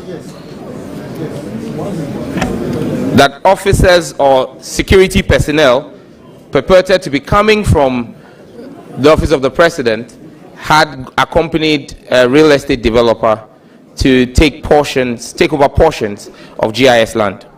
So you've used the word purported, which means that there was no evidence of state-sponsored takeover of GIS land. You've used purported to suggest that indeed there was no such evidence that the government was aiding a private developer to take over portions of GIS land, correct? The evidence I based on was a news reportage.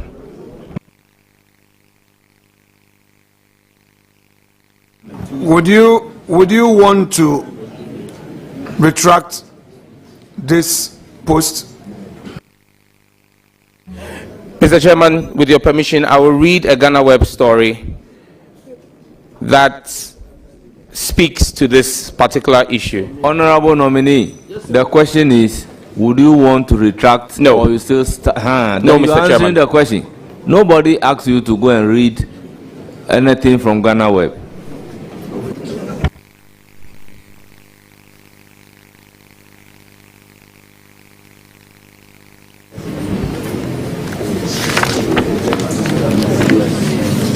Honorable nominee, with the leave of chair, I will let you read.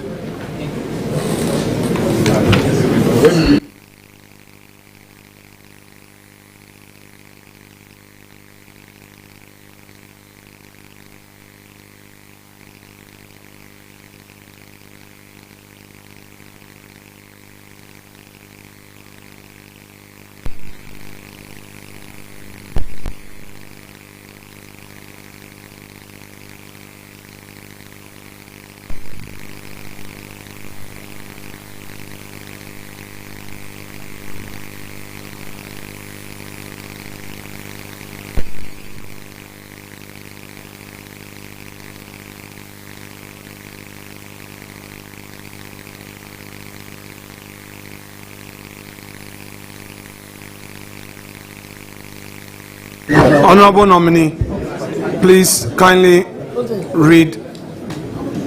First of all, identify the document. Is it a document you posted? Yes, Mr. Chairman. Respectfully, can you read the post aloud and in extenso? Mr. Chairman, the post was in reference to what you've printed for me, is my post and a post from the immediate past Minister for Communications. So which should I read? I should read both? Read yours. Read yours first. I should read mine first? Yes, please. Respectfully, Chairman, mine is a response to her post. It will make better understanding if you get the context in which my response came. So please read all. Thank you, Mr. Chairman. As Lausu posted on 26th April 2021, some people find it very difficult to believe we can negotiate good deals for government. I signed the Airtel Tigo contract. We acquired it for just $1. Someone, an MP, says he heard me say we paid $25 million. A barefaced lie, blatant untruth. Please ask Sam George where he heard that. Then sit back and listen to long English, grammar and drama. Just keep your eyes on the ball. How much did we pay to acquire the company? $1. Simple. Then my response on the same day.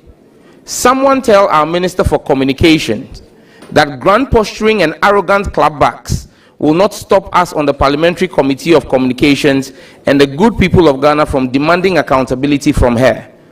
What does she take us for? That she bought Airtel Tigo for $1? How much is the eyebrow pencil she uses to draw her eyebrow? And she thinks she can insult our intelligence?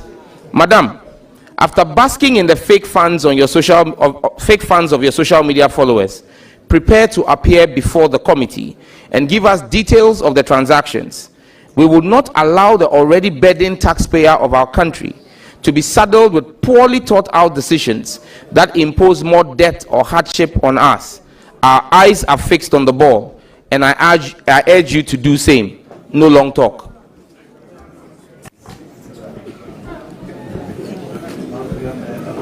Do you maintain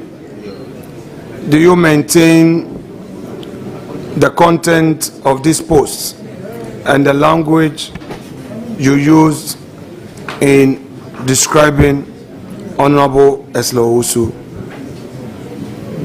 Yes, Mr. Chairman. Very well. Chair.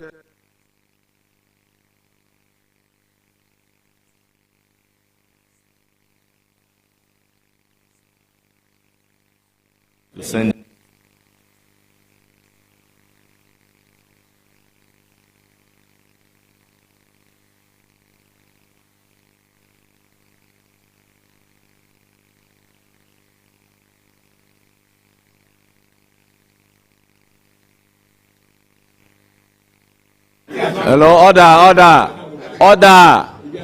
Honorable Free, order.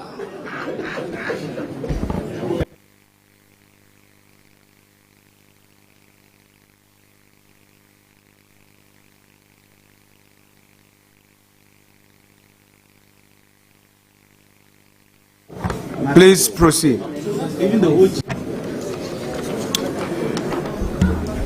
Dated 19th November 2024. Clearly, the Supreme Court, led by the Chief Justice, will do everything in their power to protect their demigod, Nana Addo Dankwa Akufo-Addo, from signing the Family Values Bill. The CJ should be ashamed of herself. After preaching against such vices in ICGC and failing to walk her talk and take a stance when it matters most, such characters are the ones our Lord Jesus Christ chased out of the temple with a whip. From President Akufo-Addo to all members of the pro-LGBTQI cabal in all arms of government, shame on you. Bow your heads in disdain. Our children and grandchildren will remember you for all the wrong reasons. The lion emoji and the Ghana flag. And then there's a picture of the scales of justice along with it. Thank you. No, not. Right, Honorable Sam George. Mr. Chairman. On what date did you make this post?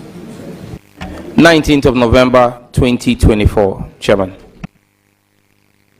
At the time you made this post, the court had already given a date for judgment in this matter, correct? Mr. Chairman, if my memory serves me right, I made this post on the day that the courts decided that they would give judgment after the elections on December 7th, that they will give judgment on the 18th. And that's what premised me saying they will go to any length to protect President Akufo-Addo from signing the bill.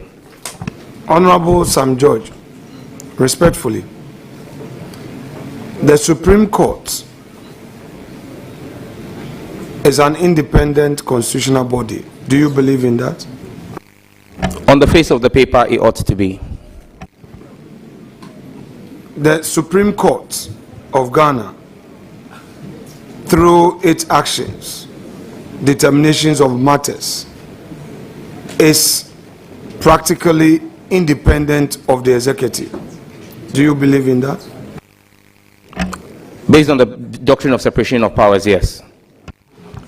At the time you made this post, what was your basis for saying that the Supreme Court sees Nana Addo Dankwa Akufo-Addo as its demigod?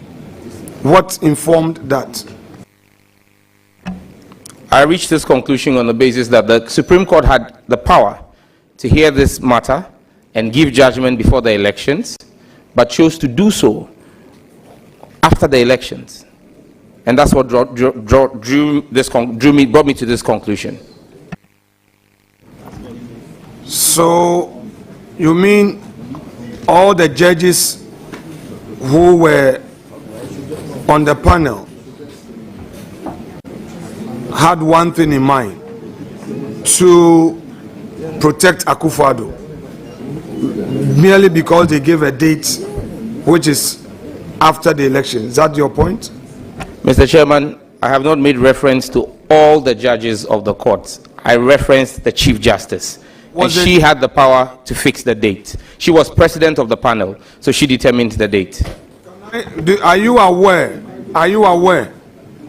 that the Chief Justice was not a member of the panel at the time you made this post? Are you aware? Mr. Chairman, that is not correct. Honorable Sam George, would you be surprised?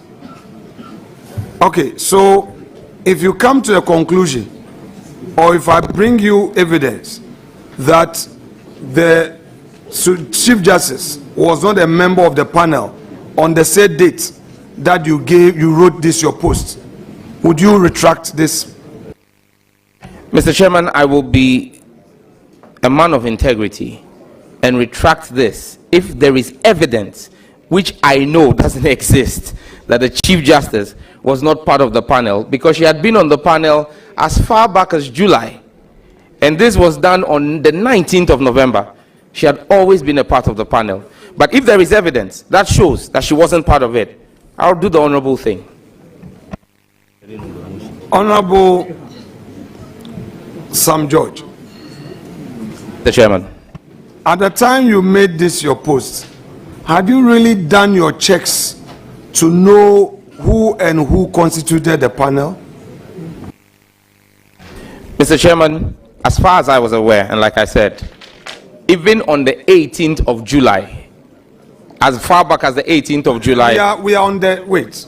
I want us to. Honorable, with all due respect, when you ask a question and the nominee is providing the answer, let's allow the nominee to land with the answer, then you can follow up with another question. Thank you, Chairman. Please, I am on the 19th November post. That 19th November post, was it after the court hearing, or it was the very day the court gave a date for its judgment? Mr. Chairman, I don't really recall. Were you in court yourself? No, Mr. Chairman. But you became aware that on the said date, the court had given a date, 18th December, for its final ruling on the matter? Yes, Mr. Chairman, it was reported in the news. based on the news reportage, you attacked the Chief Justice, correct? Because of your belief that the Chief Justice was a president of the panel, correct? That's correct, Mr. Chairman. Now, did you become aware? Did you become? Let me ask I want to ask a follow-up question. I want to ask a follow-up question. Chairman. Honorable Leader, I want a follow-up question. Let me take a deep breath. Let me take a deep breath. Honorable nominee, did you attack the Chief Justice? No. Like I've stated constantly before this committee, I have criticized her constructively. Thank you, Mr. Chairman.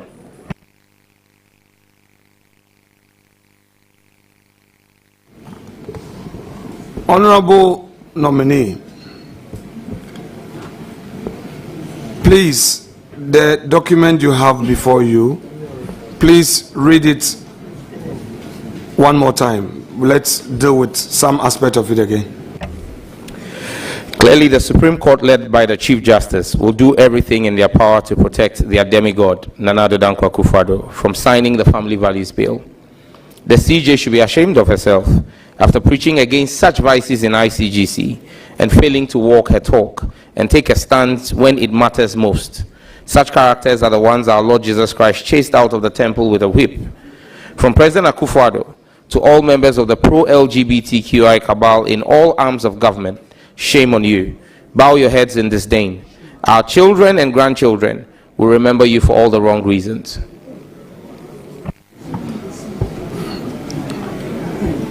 Would you want to retract this post? No, Mr. Chairman. If you become aware that Her Ladyship Lovelace Johnson was the president of the panel and that the Chief Justice was not a member of the panel in any way, would you retract the post? Mr. Chairman, I'm fully aware that when I read the judgment, Her Lady Justice Lovelace Johnson was the lead of the panel. That doesn't take away the powers of the Chief Justice in ensuring the speedy dispensation and discharge of justice. When you read the judgment, did you see the Chief Justice's name as being part of the panel? No, Mr. Chairman. So, in your view, the fact that the court had given 18th December date amounted to they being in collision with the President of the Republic at the time, correct? Honorable Leader, I recognize Roxanne Nelson Zafamokpo on supplementary. No, but Chairman, you will come back to your question. Chairman, with respect, I have asked my question. Let him answer. I have all the patience for these proceedings. If my respected friend, who had his turn, and I never interfered with this supplementary, is now taking advantage to say that he is now doing follow-up, so be it. You are the chair. Proceed to answer the question, then I will allow his follow-up. Can he please repeat the question?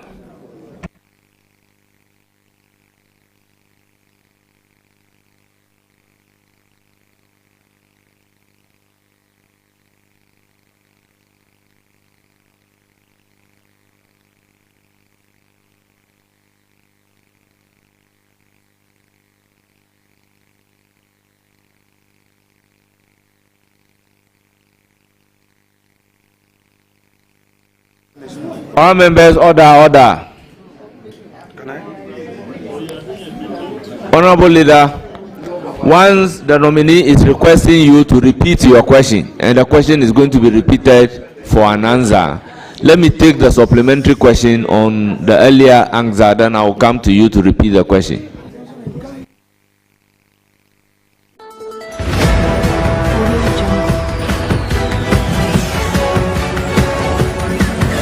podium.